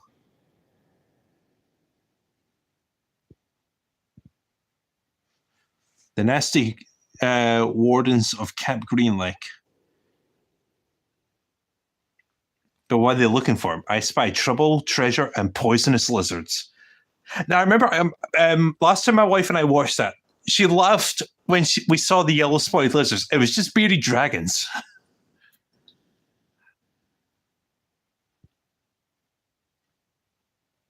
Oh, we've got something for R.L. Stine here, The Nightmare Hour. My wife likes R.L. Stine and Goosebumps. The first movie was good. I think they did a sequel. They may have done, but I don't know if it's out yet. It might be. Prince Scyther. Nice name. 30 Years I Thought Cartoon Network started in September 1993. That's the British one. The American Cartoon Network was the first day launched on October 1st, 1992. I sound like Wikipedia there. So yeah, we're celebrating the 30th anniversary of Cartoon Network. We're just reading magazines and talking about stories of what Cartoon Network meant to us, our favorite shows. Anything that comes up in these magazines is always handy. It gives us stuff to talk about, basically. Oh, more artwork. So basically, you graffiti. I think it's Double D's house.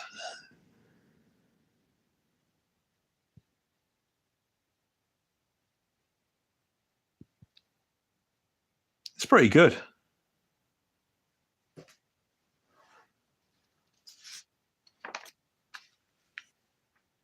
Love is hot chicks, TV and pizza, mama, me.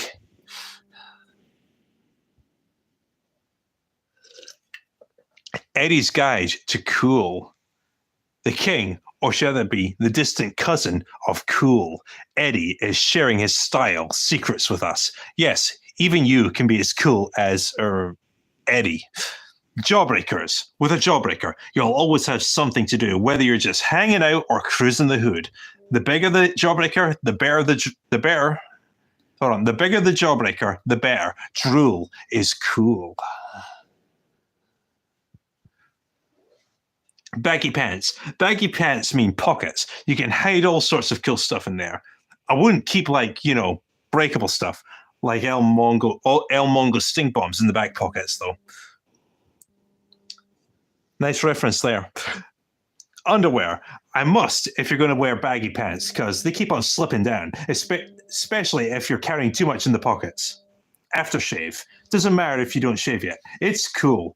Borrow some from some. Jesus, I cannot speak.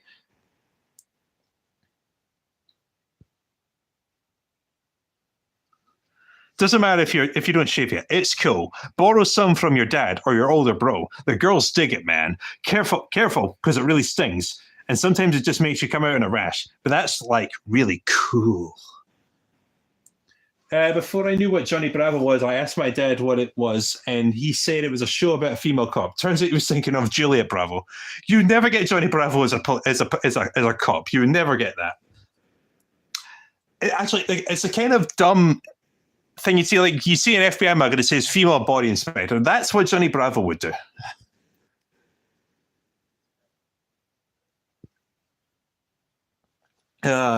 Funny stuff. Oh, the Powerpuff Girls. Looks like Buttercup broke the table. Oh boy. No, actually, this shows how old these magazines are. Floppy drives. You never get. I don't know. I think you could probably get floppy drives.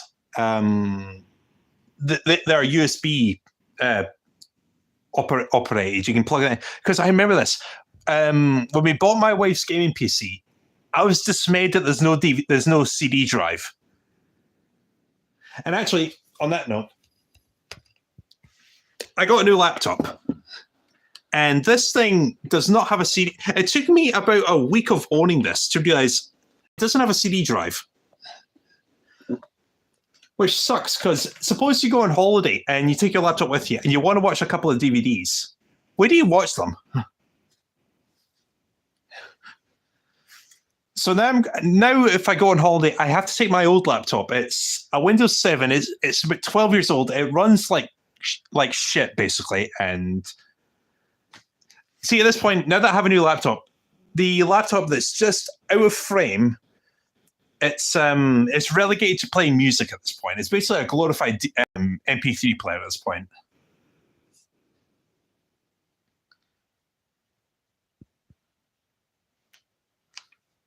The 90s, they were special. Ed's Secret Journal. Oh God, the state of that Jawbreaker.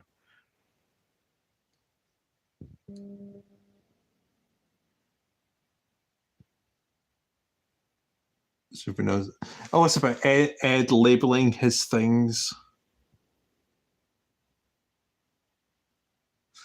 See, that's the funny thing. If you watch Double D, if you watch Double D in like the last couple of seasons, and especially in the movie, he uses words that are much bigger than this. He would never use the word totally. Like, think about at the beginning of Ed, Edd n Eddy's Big Picture Show when he's writing that goodbye letter to his parents and he uses really big words. This does not gel for him. You can buy a cheap £30 USB DVD drive. Well, that's handy, at least. That's handy. Are they reliable?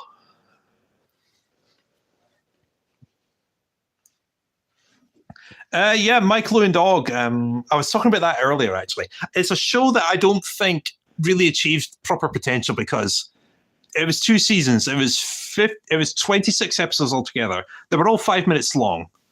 So I don't think the show became as big as it could have been. And then you I think the last time it aired, it was 2008, I think. Hang on a minute.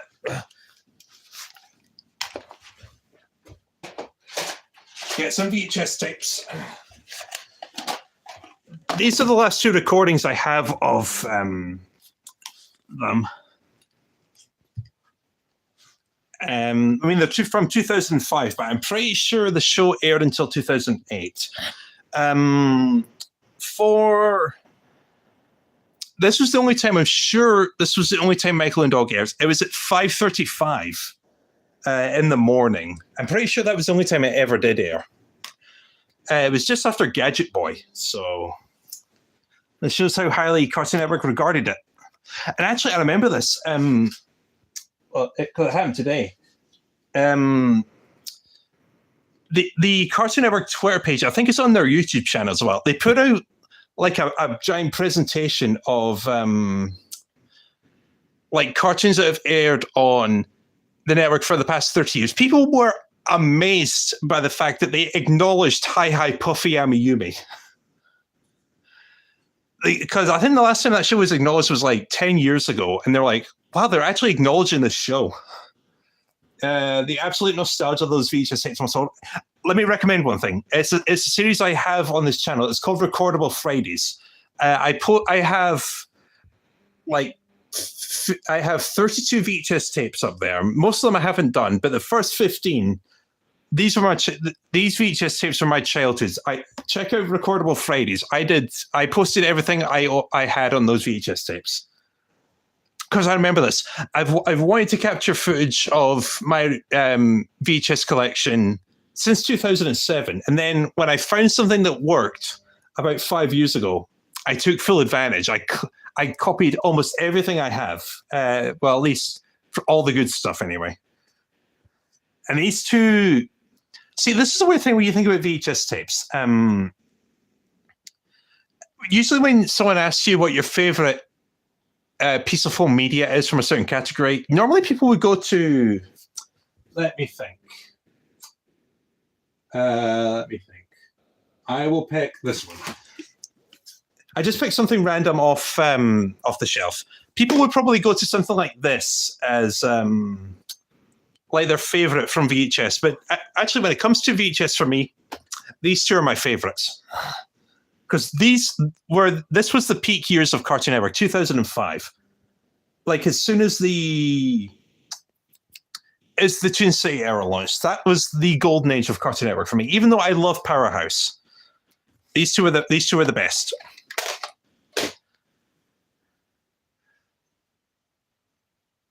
Wasn't a big fan of Gadget Boy. Used to stay up late in the early to mid 2000s. I was always disappointed when they put on a Gadget Boy marathon from like 1 a.m. to 5 a.m.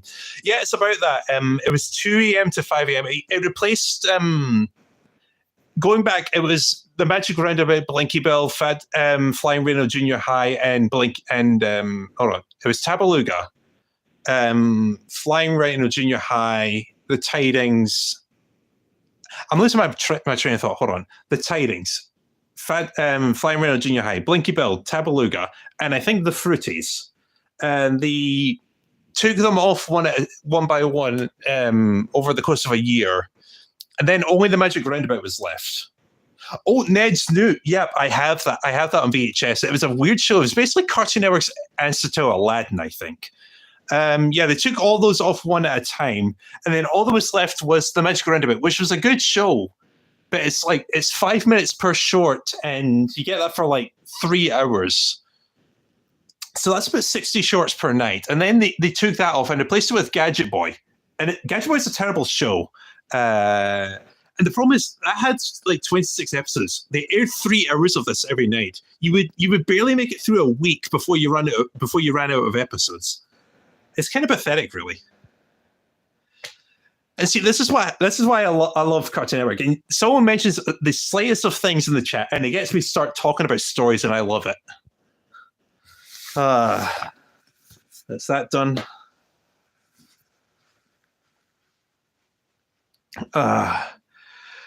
Hi, taking a breather for a minute.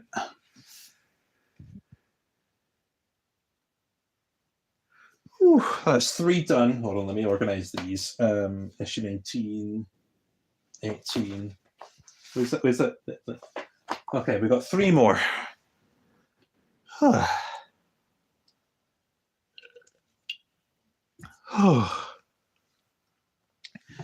This is exhausting.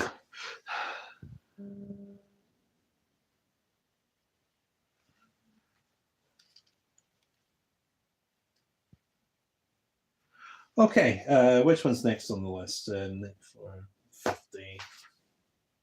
38. 52 pages. Oh, we got Scooby-Doo plushies and backpacks. Awesome. So this is issue 38. When would this be from?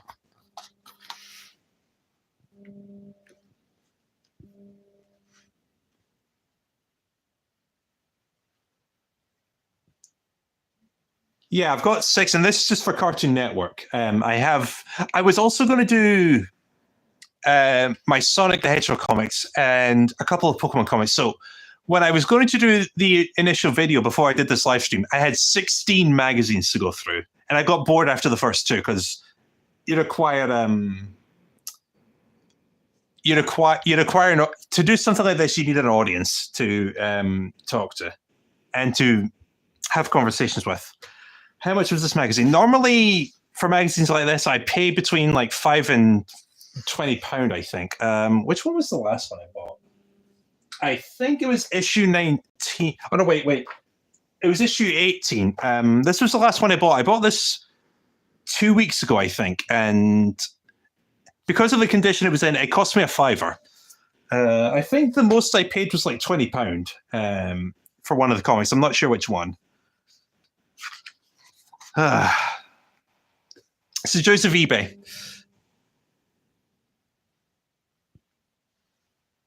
Right, what is this? Are you a butt ugly maker? But Earth can still be saved. That sounds like a promotion for a really crappy TV show. Yeah, Alien Hunter Kit. Actually, is it a real show? It talks about CITV. Right, so we must be in 2001 at this point, around August. So maybe it's July. Powerpuff Girls games for the Game Boy Color. Yeah, we're definitely in that time.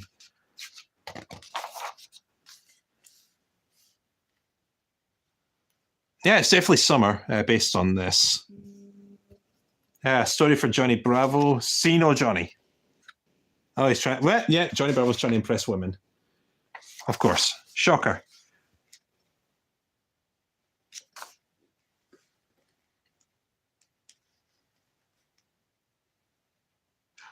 Oh, God, it's an invisibility rate. He's going to be invisible. I live in Canada now. I'm trying to get old VHS tapes from my childhood shipped here. It's super expensive on eBay. Well, yeah, it would be, because if you're getting them shipped over, oh, no, that's going to be a nightmare. Hang on a minute. We've got something for this. You get me started, and I have to keep talking.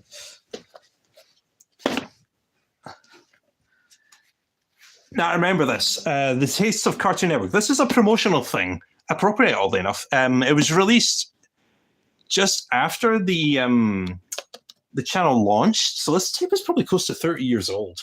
I had to get this imported from Amazon, from eBay. It was like £100 just for this tape, between the normal cost and then customs charges. So yeah, 1993. So yeah, this tape is close to 30 years old.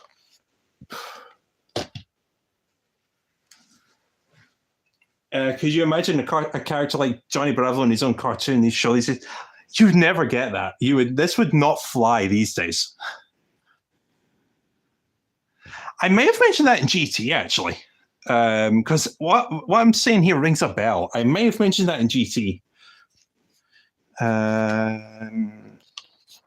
Yeah, Johnny Bravo's invisible. Oh, here we go. They milked they pushed the Powerpuff Girls seriously. Yeah, so it must be in July. Is this an American tape? Yes, it is. I think I imported it from Arkansas in America. And I remember it took forever, so I got worried because it was my first time importing a VHS tape from America. Because I normally have PAL tapes.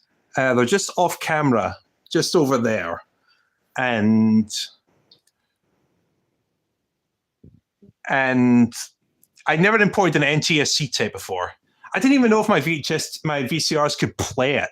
But I mean, if you watch the last video that's labeled One Final Video, at some point I test this, and I'm impressed that my VCR, my main VCR, can actually play it. So yeah, what is the name of what is the? This is badly phrased. What is the name? The strangely red source of all evil the Powerpuff Girls sometimes fight. That is phrased really badly.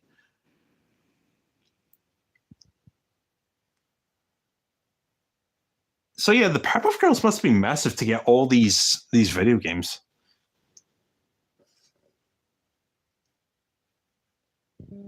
Asterisk, Galen Snappy. That doesn't even seem like an English game. Asterisk the Gaul. Very clearly not based on that title. Hang on. That's not good English there. Focus. There we go.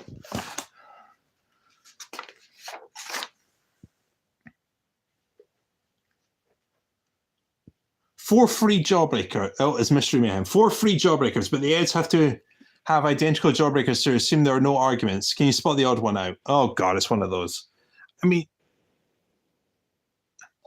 I don't know what that is, what language that was. I mean, I did the multi-language series. I should know this. It looks Swedish. So I'm just going to assume it's Norwegian or Swedish.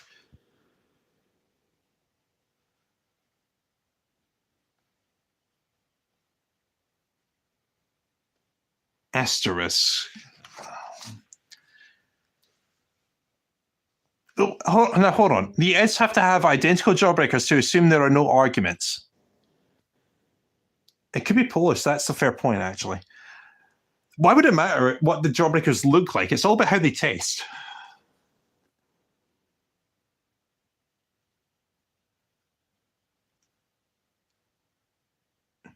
Cross out the letters to find a which answer the clue on each row. Transfer the okay.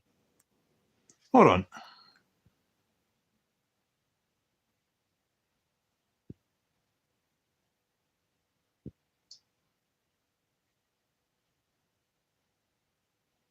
This is confusing.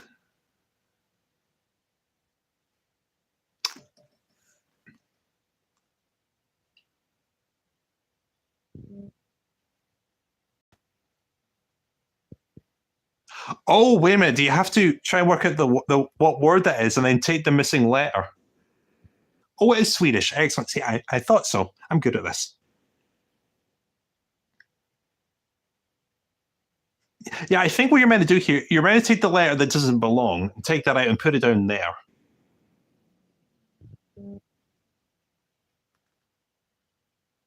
Yeah. You got a Powerpuff crossword. 100 centimeters is a meter, isn't it? M-E-T-R. Yeah, okay.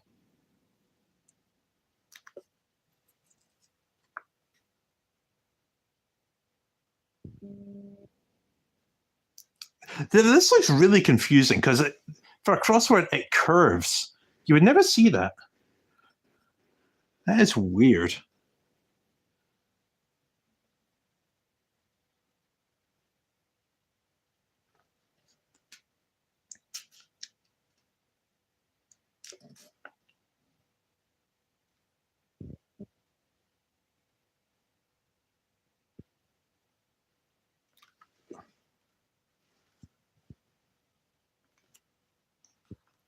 Many times professors getting dressed. Oh, God.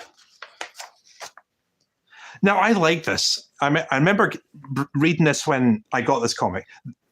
It's basically, you take a cereal box, you cut out a side of it, and you put your comic books inside of that. That's a genius idea. Because with my book section, it's very limited. So I'm half tempted to do this. I might get my wife to do it, actually, because she's more artistically creative than I am. It has a really cool idea.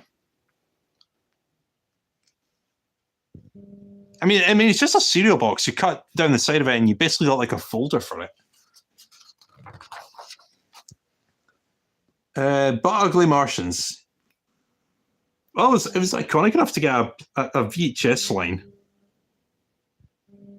Okay. I never watched CITV, so that's probably why. That's probably why I never noticed about it. We got IR Baboon with IR breaking into someone's house.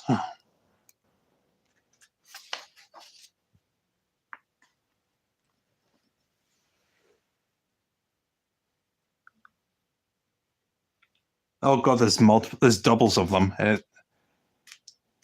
Instead of IR, it's someone called UR.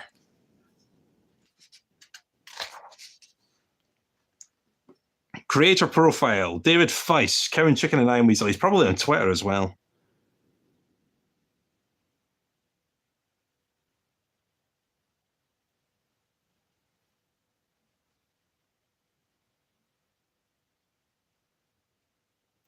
He's now working on a new show called Lost Cat. I think that aired on Cartoon Fridays at one point as a pilot, and I don't think much came of it, if I remember that right.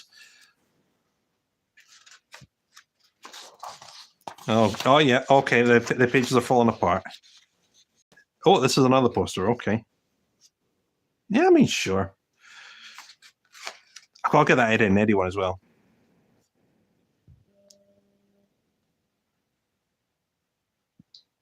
The Looney Tunes are going extreme.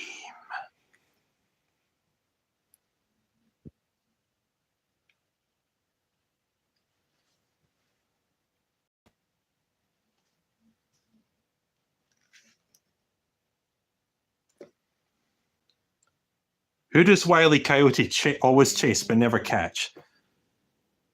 I mean, technically, this is a trick question. He's chased both Bugs Bunny and Roadrunner. So technically, trick question.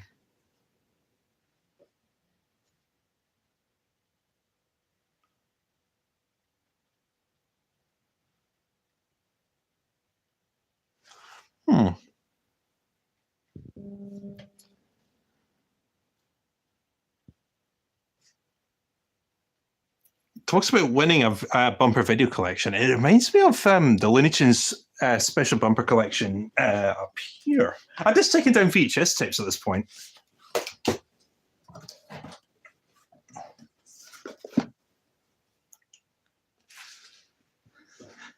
So I'm wondering if this is one of those VHS tapes that was given away in this competition. Nice. Actually, was this 2001? Well, it's 1998 on the back here. So, I mean, maybe still.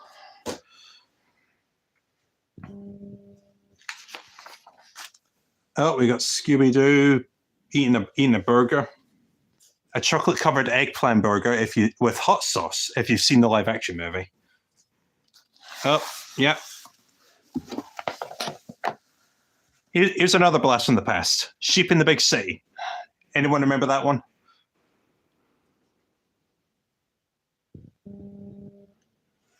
I didn't watch it that much. Yeah, I don't think I don't think I did. I knew of the show. I probably watched it once or twice, but it wasn't a mandatory one for me. And you got Blossom with her ice breath.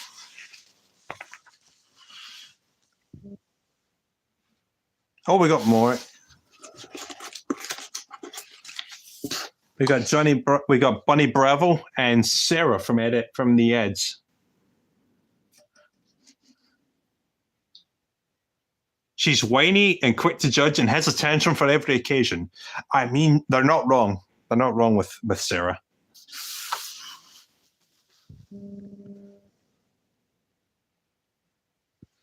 Cartoon Network presents Cartoon Roadwork. So why is that like just music for Cartoon Network? I mean, I know what this is from. It's from that Powerpuff Girls episode about the clown, and Bubbles has this idea that playing music can restore the color, and somehow it works. And I love how in that episode, Bubbles is able to hold the drumsticks. Like, think about this. Imagine trying to hold these with no fingers. How awkward would that be? So yeah, this is like something about Cartoon Network music. Mailbox. Okay. Yeah, I mean, this ain't too shabby. We've got Scooby Doo. We've got Dexter, who looks like he's got sunburn. I remember that when it came to when it came to coloring when we were kids, because you have like a skin tone color now, but back in the day, you had to make do with what you had, so you had a dark pink, and it just makes you look like you were sunburned. We got loads of cartoon characters there. We've got two of Goku. Dragon Ball Z, wasn't allowed to watch it as a kid. And you got the Powerpuff Girls. I mean, look at the muscles on that one for age 11. That is really impressive.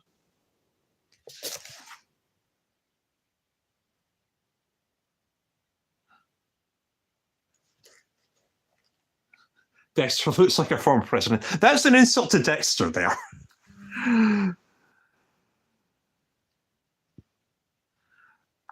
Oh, that's beautiful.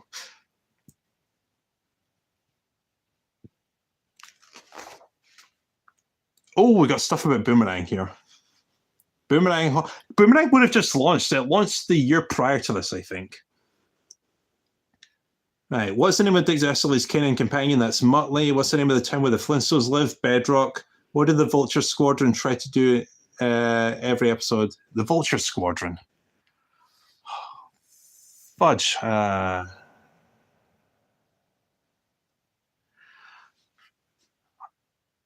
Vulture Squadron, is that? Yeah, I think that's Dastardly's crew and Dastardly and Muttley and the Flying Machines. They tried to catch the pigeon. What is the name of Jerry's little nappy-clad nephew? That's Nibbles. The same gangster mob appears in both Witches and the Perils of Penelope Pitstop, but the car has a different name in each. Can you give one of them? It's the Anthill mob, but do they? I remember this. I remember because I'm thinking of the Wacky Races intro. It's the Bulletproof Bomb. I didn't know that their car had different names. That was just me thumping the table. Ignore. What's Hong Kong Foo's secret identity? He's Penry, a mild-mannered janitor. Penelope Pitstop's scheming uncle. Oh God, he's the bad guy in the Perils of Penelope Pitstop. He wants her fortune. I forget his name. George Jetson's boss. Can't remember. Who lives next door to the Flintstones? So that's the Rubbles. Where does Top Cat live? He lives in a trash can in an alley. In the theme tune, what do Top Cat's close friends get to call him? His close friends get to call him TC. I'm good. And name the policeman who's always trying to follow Top Cat schemes. That's Officer Dibble. See, this is what 30 years of Cartoon Network has taught me. It's given me the power to answer all these. Oh God, there's more of them. Oh no. Yeah, I'm not going to bother. I haven't got that much time. Oh. We got Dexter's Laboratory. Yep. They're getting their allowance. Dee Dee's excited just to get candy. Dexter is... Oh, he wants the new Major Glory action figure. I remember he tried to make one. It was just all flat paper and battery's not included. Damn it. That would always suck. You get that far and there's no paper, there's no batteries included. It's a pretty cool action figure though.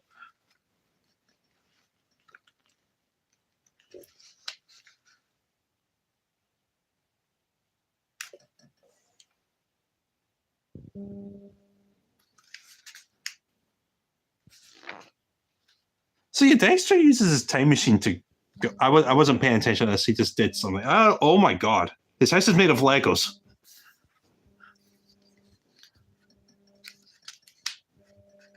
Imagine that, coming home and your house is made of Legos. Networked. It's Scooby-Doo week.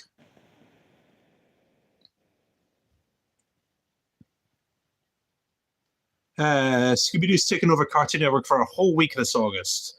I mean, Scooby-Doo did have a lot of TV shows. If you're waiting eagerly for the Scooby-Doo movie during next year, that would have been the live-action one. I think there's a blast from the past. If that doesn't make you feel old, I don't know what does. Yeah, we got Wacky Races, Fiddle Your Friday. Nice choice of words. Boomerang's airing movies over the summer. Scooby-Doo and the Reluctant Werewolf. I have that. Gay Paris. I remember that. That was the movie that got Chuck Jones fired from Warner Brothers, I think. Yeah, I think it was. It was from the 60s. Because he was in breach of his exclusivity contract. Actually, that reminds me. So, shameless promotion. Check out Kaiser Beams and his series on the history of Looney Tunes. That's Kaiser Beams, KAISERBEAMZ. He does something called the Merry History of Looney Tunes. And it's all great stuff. It's like an 8-part series, and he's up to 6 at the time of this broadcast. It's a great watch. Win these Scooby-Doo prizes. Answer the following question. Name Scooby-Doo's nephew. Now, if I remember this, we don't talk about him. He cost us Tim Curry in the live-action movie.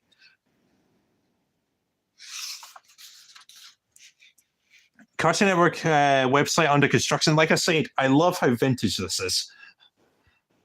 I love how how dated all these things seem when they were modern and high tech at the time. Yeah, Scooby-Doo's online. It's getting his own mini website. Nice.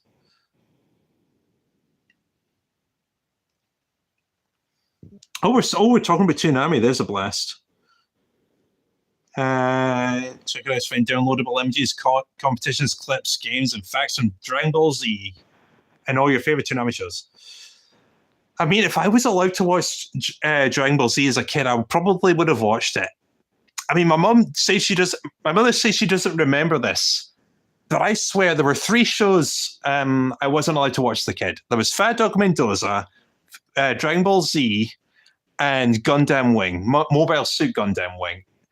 And she said that it was because they were violent. And then you watch Fat Dog Mendoza. It's not violent in the slightest. And then my wife absolutely loves Dragon Ball Z. She's the biggest Dragon Ball nut on the planet.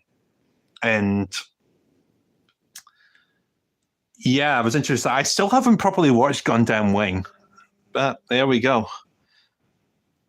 Next issue on sale. Yeah, this must have been late July for this, if it goes out monthly.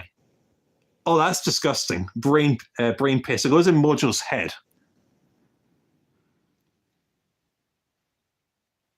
And oh god, it was.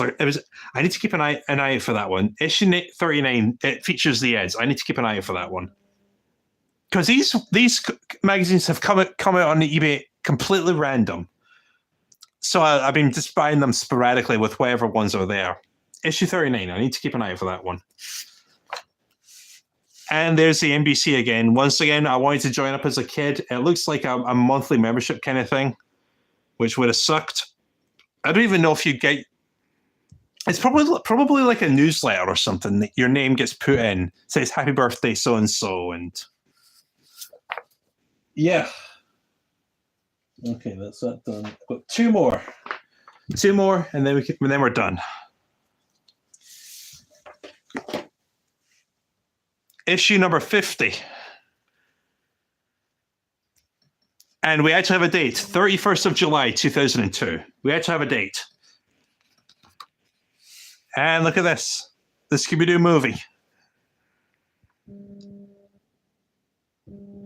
They have Scooby-Doo Nutella for whatever reason. And it's weird because dogs can't have chocolate, so why are they linking that? Oh, Mike, you're heading off. Good night. It's been fun. And hopefully you can finish this in the morning. Yeah, but why would they promote Nutella for Scooby-Doo? Because dogs can't eat chocolate. Oh god, this one's in really bad shape. The cover looks like it's hanging off. Keyring. This seems like it's Scooby Doo heavy. Oh, yep, Stuart Little. I had this on VHS. Yeah, that's good. Oh, Ed and Eddie Ed's on meals. Oh god.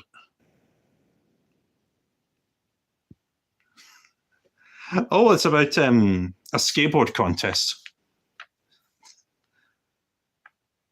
Admirable enthusiasm, Eddie, except none of us can ride a skateboard. How hard can it be for Ed to learn? I'm potty trained.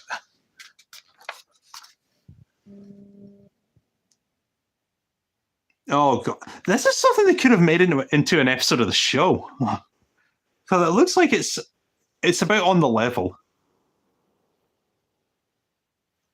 Yeah, this is the kind of thing that would have fit.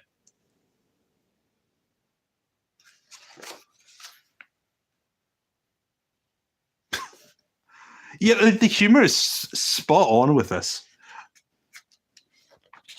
Also, yep, Ed, Ed and Eddie's Skin is a complete series DVD box set in about 2 weeks, I think, actually, October 18th. Although, heads up, if you're thinking of buying it, it's not actually the complete series. It's missing the movie, which I never expected to be included anyway. And it's missing some of the holiday specials. So heads up there, it's not properly complete. Oh, now you know it's sold. They're talking about golden nuggets. Find your way to the tasty golden nuggets. Watch it for booby traps. Yeah, I mean, you could probably work this out.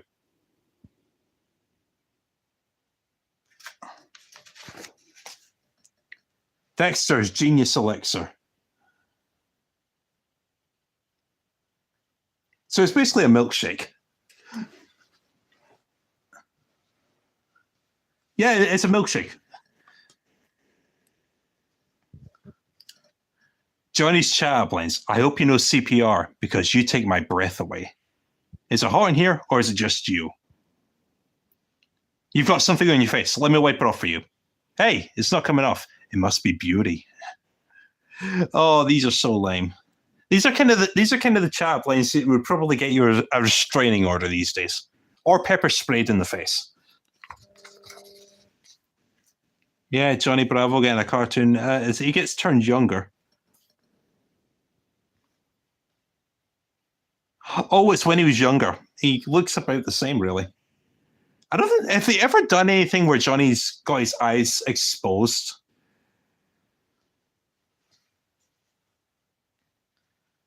Oh, Johnny Bravo is so lame. Oh, Mojo Jojo's brain squeezers.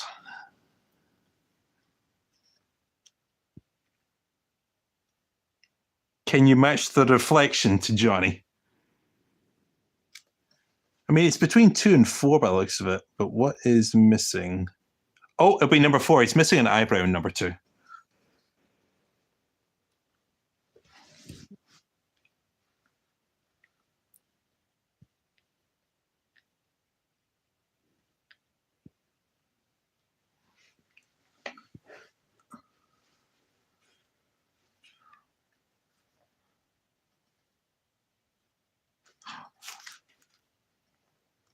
Yeah, you got anagrams, you got word searches. Can you match the quotes of the correct characters?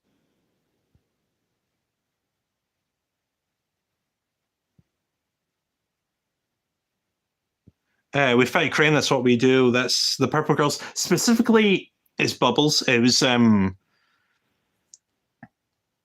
think it was Mommy Fierce. It was with Sedusa. She catches them when they come home late and say, "We're out fighting crime. That's what we do." Duh. Actually, at that point, the quote is technically Blossom and Buttercups. Canker Sisters Alert, that's the Eds. Dang, I'm Hot, that's Johnny Bravo. IR, obviously, is IR Baboon. And I Found You Big Brother, that's Cow. Oh, yeah. Oh, God. I remember these. I had Hot Wheels when I was a kid. Yeah, Hot Wheels were massive. back in the day. They might still be, I'm not sure. But I remember having one set and I kept getting annoyed because the cars kept coming off the track. They had like one point underneath the car. So it was like that. And you relied on that to stay in the tracks. They're on the racetrack. So you basically put it in a slit on the track and hopefully that just drives it along. And that's a god-awful explanation. Hey, but Hot Wheels was massive. The ZG Adventures of Milky Way, classic.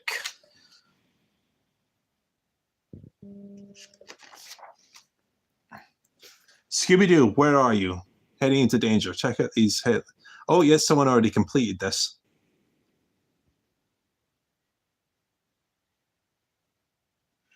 Scooby-Doo was originally called Scoober. Technically, that is still his name. I learned that from watching the live-action movie. Win a year's free cinema pass. Jesus. It's Warner Village Cinema. That's probably not even a... Is that an actual cinema chain, or...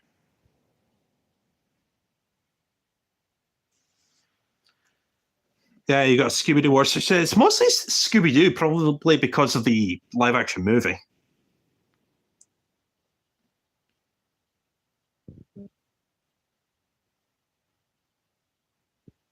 Yeah, it's a cinema pass for Warner Village Cinema. That must have been a limited chain. Because I know for a fact, I don't think. Well, I say I don't know this, but I'm pretty sure there are no cinema chains like that in Edinburgh.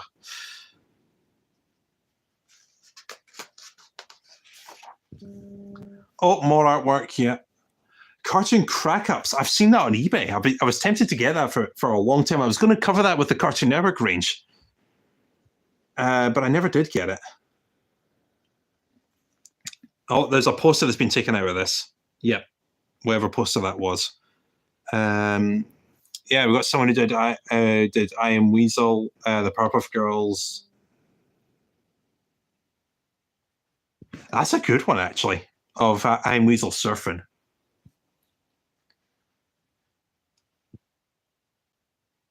The Legend of the FIFA World Cup. Now, that sounds exciting. No, it doesn't.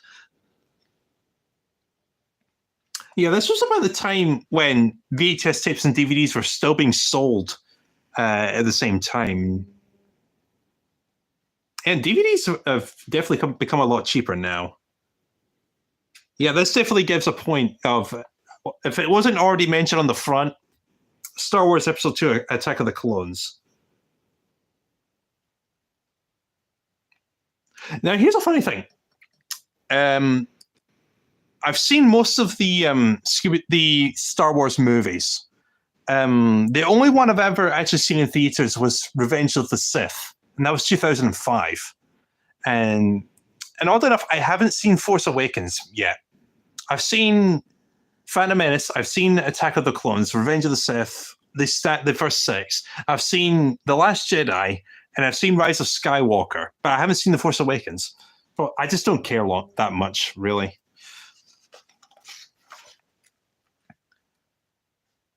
Competition, Outernet, friend or foe?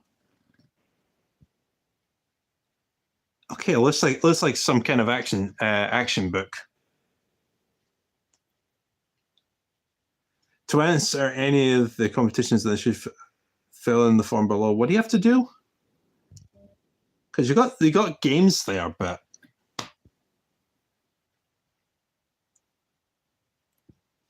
what do you have to do? Is it like what game you want or something? I mean, yes, Sonic Adventure 2 is there, so I'll take that.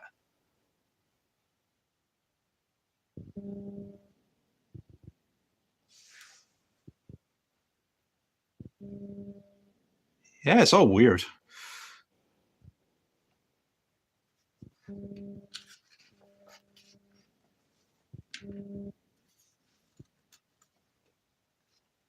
Oh, Dexter's bald.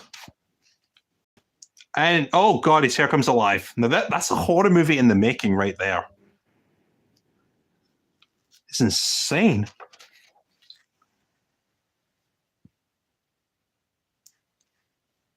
Oh yeah, Dragon Ball Z. Did Goten and Trunks actually appear as kids in that? It must have been at the end.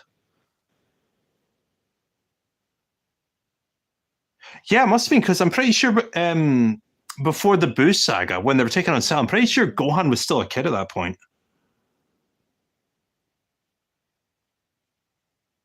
Oh yeah, including the Boo saga. There you go. So then, yeah, they must have been.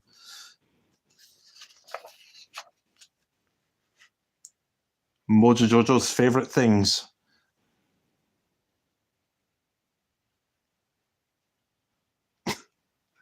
I love how Mojo Jojo speaks. Probably my favorite villain from the Powerpuff Girls. We got Scooby Doo story, whatever it's called. Strip show. That's probably not it. That's probably just to show what this is. Looks like something out of Night at the Museum.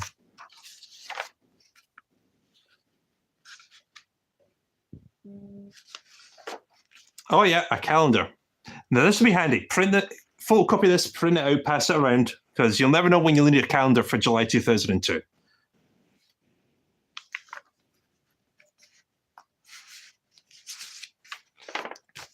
Yep, here we go. Here we go. It's talking about the Scooby Doo marathon that was mentioned in the last issue. No, it wasn't in the last issue. This is a year after. So just hams that there's a Scooby Doo marathon.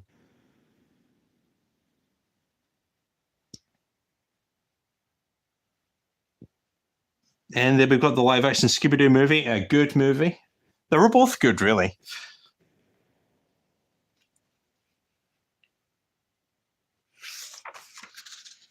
And always, as always, stuff on the Cartoon Network website. It's definitely starting to look a bit more, a lot less dated. Because you got something for you got the Scooby Doo, Hollywood Horror 2. You got the Crab Twins, Swamp Fever. It's definitely designed a lot more.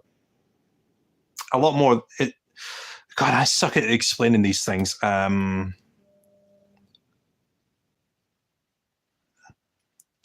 They're a lot more advanced. I mean, just look at how that Crab Twins one is designed.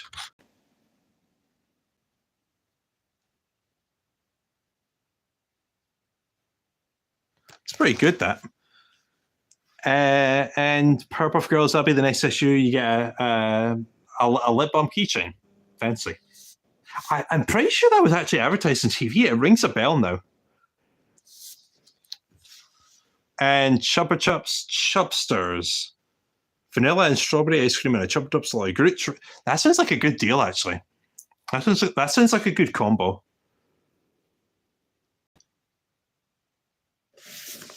Oh, we're almost done. We got one more. Oh yeah, 2000 August. This is issue 94, August 31st, 2005.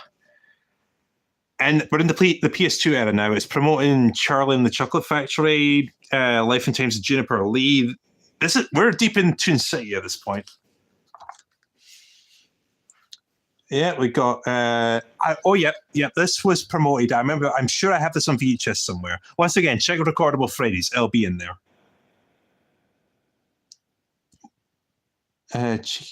Black Cherry. Yeah, I think my wife loves these Hubba Bubba tapes. Boomerang's had the logo changed now. Yep. They got those portable DVD players. Yeah, I remember having one of them. It's whenever I went on holiday in the mid 2000s, because I don't think laptops were really convenient enough to have DVD players at that point, and it's a lot more compact as well. So having one of those things, always handy.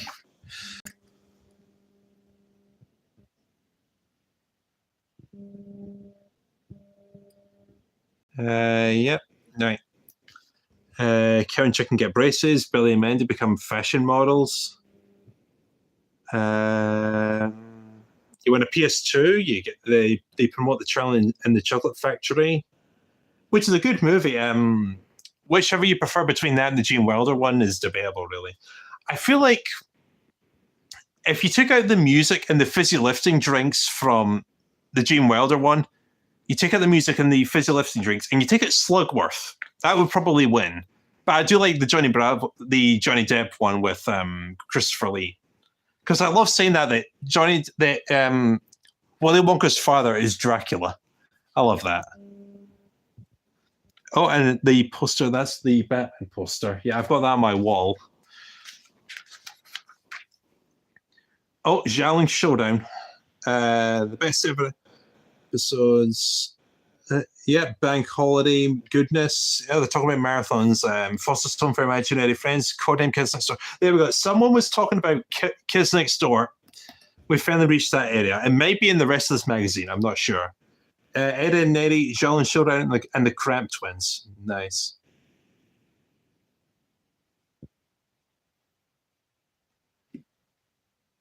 A Foster's hoodie. Jesus. Look at that. Hold on. Look at that blue hoodie. That is terrifying.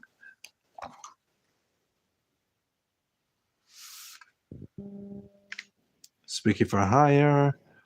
Old Man Withers. Next issue of the Cartoon Network magazine. RC Gyro Force. Nice.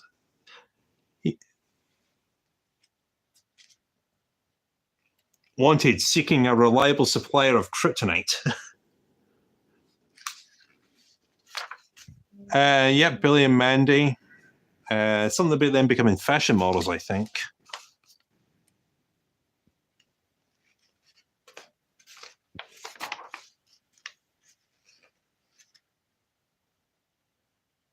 Oh, God. Grin is horrifying when he's dressed as a chick. That is horrifying. Oh, right. Here we go. Sweet Sensation. The fabulously quirky Charlie and the Chocolate Factory has opened, and we love it. So allow us to take you on a tour revealing all of its delights. So yeah, it just looks like stuff that promotes the movie. I remember my wife always saying she wishes Wonka bars were real. 192,000 gallons of non-toxic special effects fluid for the Chocolate River. Jesus. 10 weeks to train of practice for the squirrels, because those were real squirrels.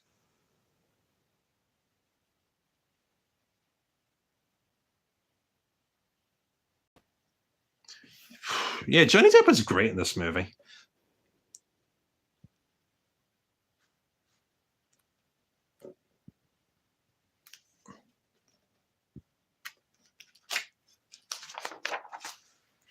Oh my God, they had a video game, and it looks horrifying. Yeah, that looks terrible. That game looks terrible.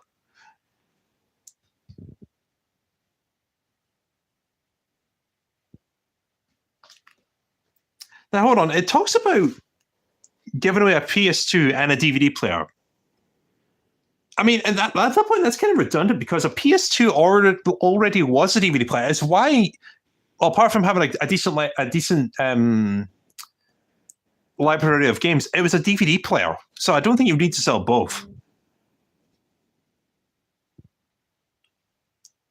But there we go. There we go. I mean, that DVD player does look nice. I mean, for 2002 anyway. Oh, I got a call. Oh yeah. Cow's got wonky teeth. You can go see Willy Wonka's father, actually. He's good at fixing these things. The Adventures of Shark Boy Lava Girl 3D. Oh, has the wife seen this one? She may have done. Seems like the kind of weird thing from the director of Spy Kids. She probably has seen it up. It's because she likes Spy Kids. Oh, right. Game reviews and DVD reviews. Power Rangers Dino Thunder. She likes Power Rangers. Sprint Car Challenge. Yu-Gi-Oh! She loves anime, so she loves Yu-Gi-Oh! I remember when Pokemon came on the scene. That was massive, but there were several that were trying to take them over. It was Digimon. That came out earlier, actually, I think. And it never really achieved the success and the legacy that Pokemon did back when I was in school, and then came Yu-Gi-Oh. Yu-Gi-Oh came out next. A few people played that. They probably still do. I never understood the card games. I never understood the Pokemon games, the Pokemon card games either. And then came Beyblade. That was 2000. That was 2005. That might actually be in here. Beyblade was massive for like a year, and then no one played it again. The Incredible Hulk, Ultimate Destruction. Yeah, sounds like what you would want for the Hulk. Something about To Be a Ninja. It's a book. Yeah, these are books now. Okay.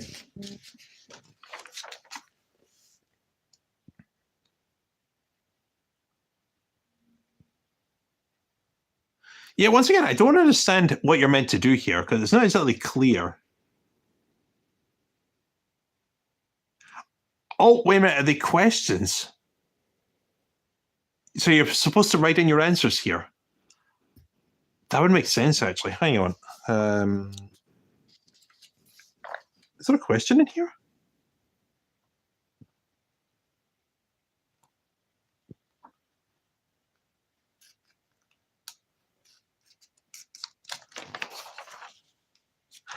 Could that be it? Oh, it is. It is. So you take that answer and then you put it in there. Oh, okay. I know what it is now. I got it. The RSPCA. Awesome. Join the Animal Action Club. Free cuddly toy. Nice. Cute stuff. Yeah, there's another poster missing here for Johnny Bravo. And you've got what looks like I'll spot the difference. Yep.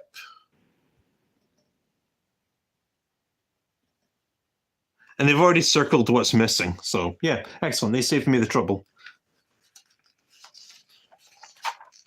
Dexter's story. Dexter tackles math. Oh, that's right, because I don't know, because he has that one nightmare in the dream machine, but he can't do 2 + 2, and he writes Mount Rushmore.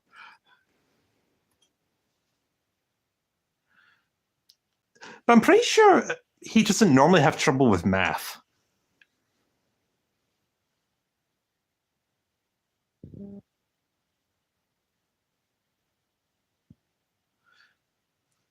Yeah, so this is something about numbers, evidently. Oh God, the numbers have come alive. What are the chances he's having a nightmare?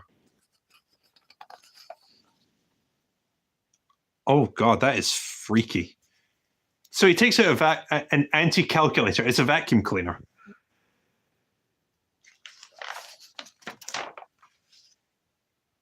No, it's just him. Oh, so did he bring them to life then? Hang on.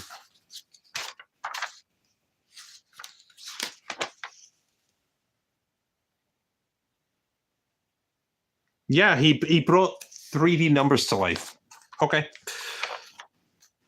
We've got artwork. We've got Rolf. We've got What's His Face from Shaolin Showdown.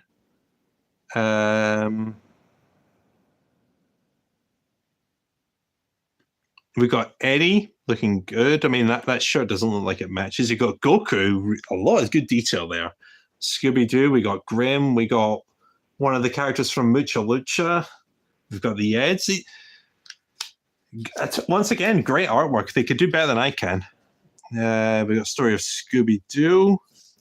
Psychic Fair in Bath, England.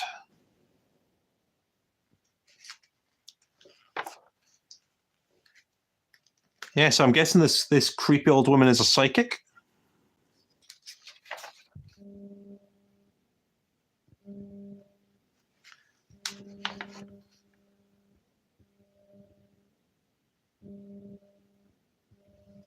Oh boy. And pick a tune. All the stuff they're promoting, yep. What's in Scooby-Doo? That's just 20 years old. Jesus. Foster's Home for Imaginary Friends, Pet Alien. There it is. There it is. One of the most forgettable shows to ever air on Cartoon Network. Which tape was it? I think it was this one. There's like 20 ads, probably less than that, like 6 or 7 ads for Pet Alien on this tape in a span of like 2 hours. I taped this in 2005.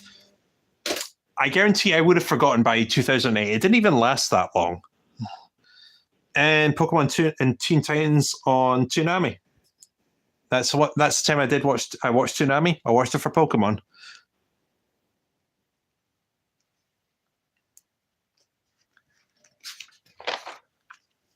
Oh, yep, The Life and Times of Juniper Lee. I didn't watch that one that much. It never really appealed to me. But there we go. I mean, it looks like a decent show.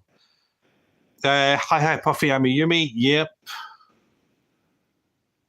Oh, we got the Dragon Ball movies. That looks like the original Dragon Ball.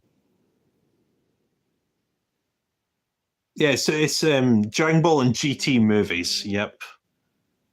Batmania. That looks like a Batman mask.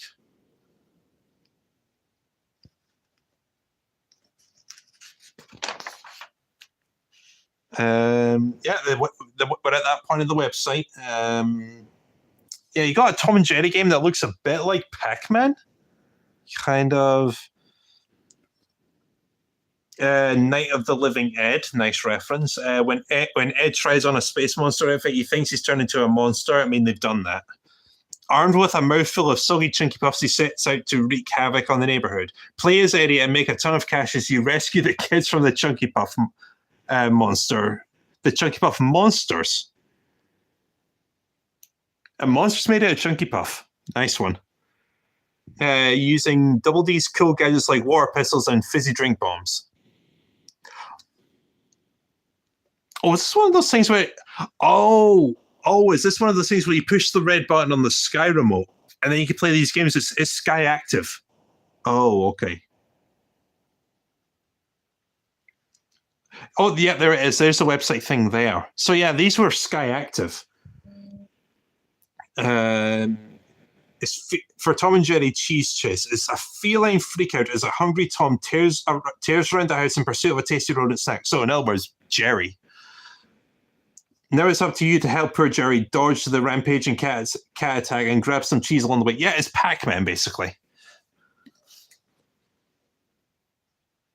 And then we've got stuff on the Cartoon Network website. Candy Machine Deluxe, nice.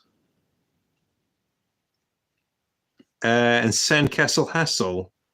Help Bubbles clear the beach of creepy crabs by filling her bucket and emptying them back into the sea. Nice. And Chewits. I'm sure I've got a couple of ads for that one. Nice. And we end with a comic for the Amazing Spider-Man. Nice.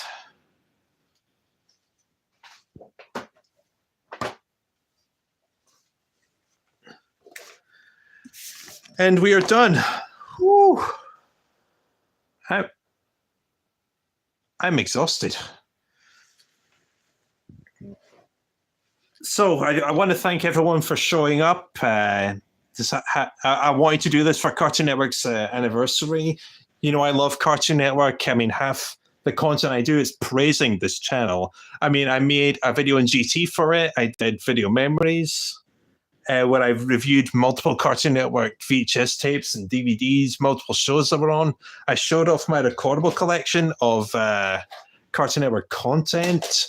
I did that video where I talked about what I would do if I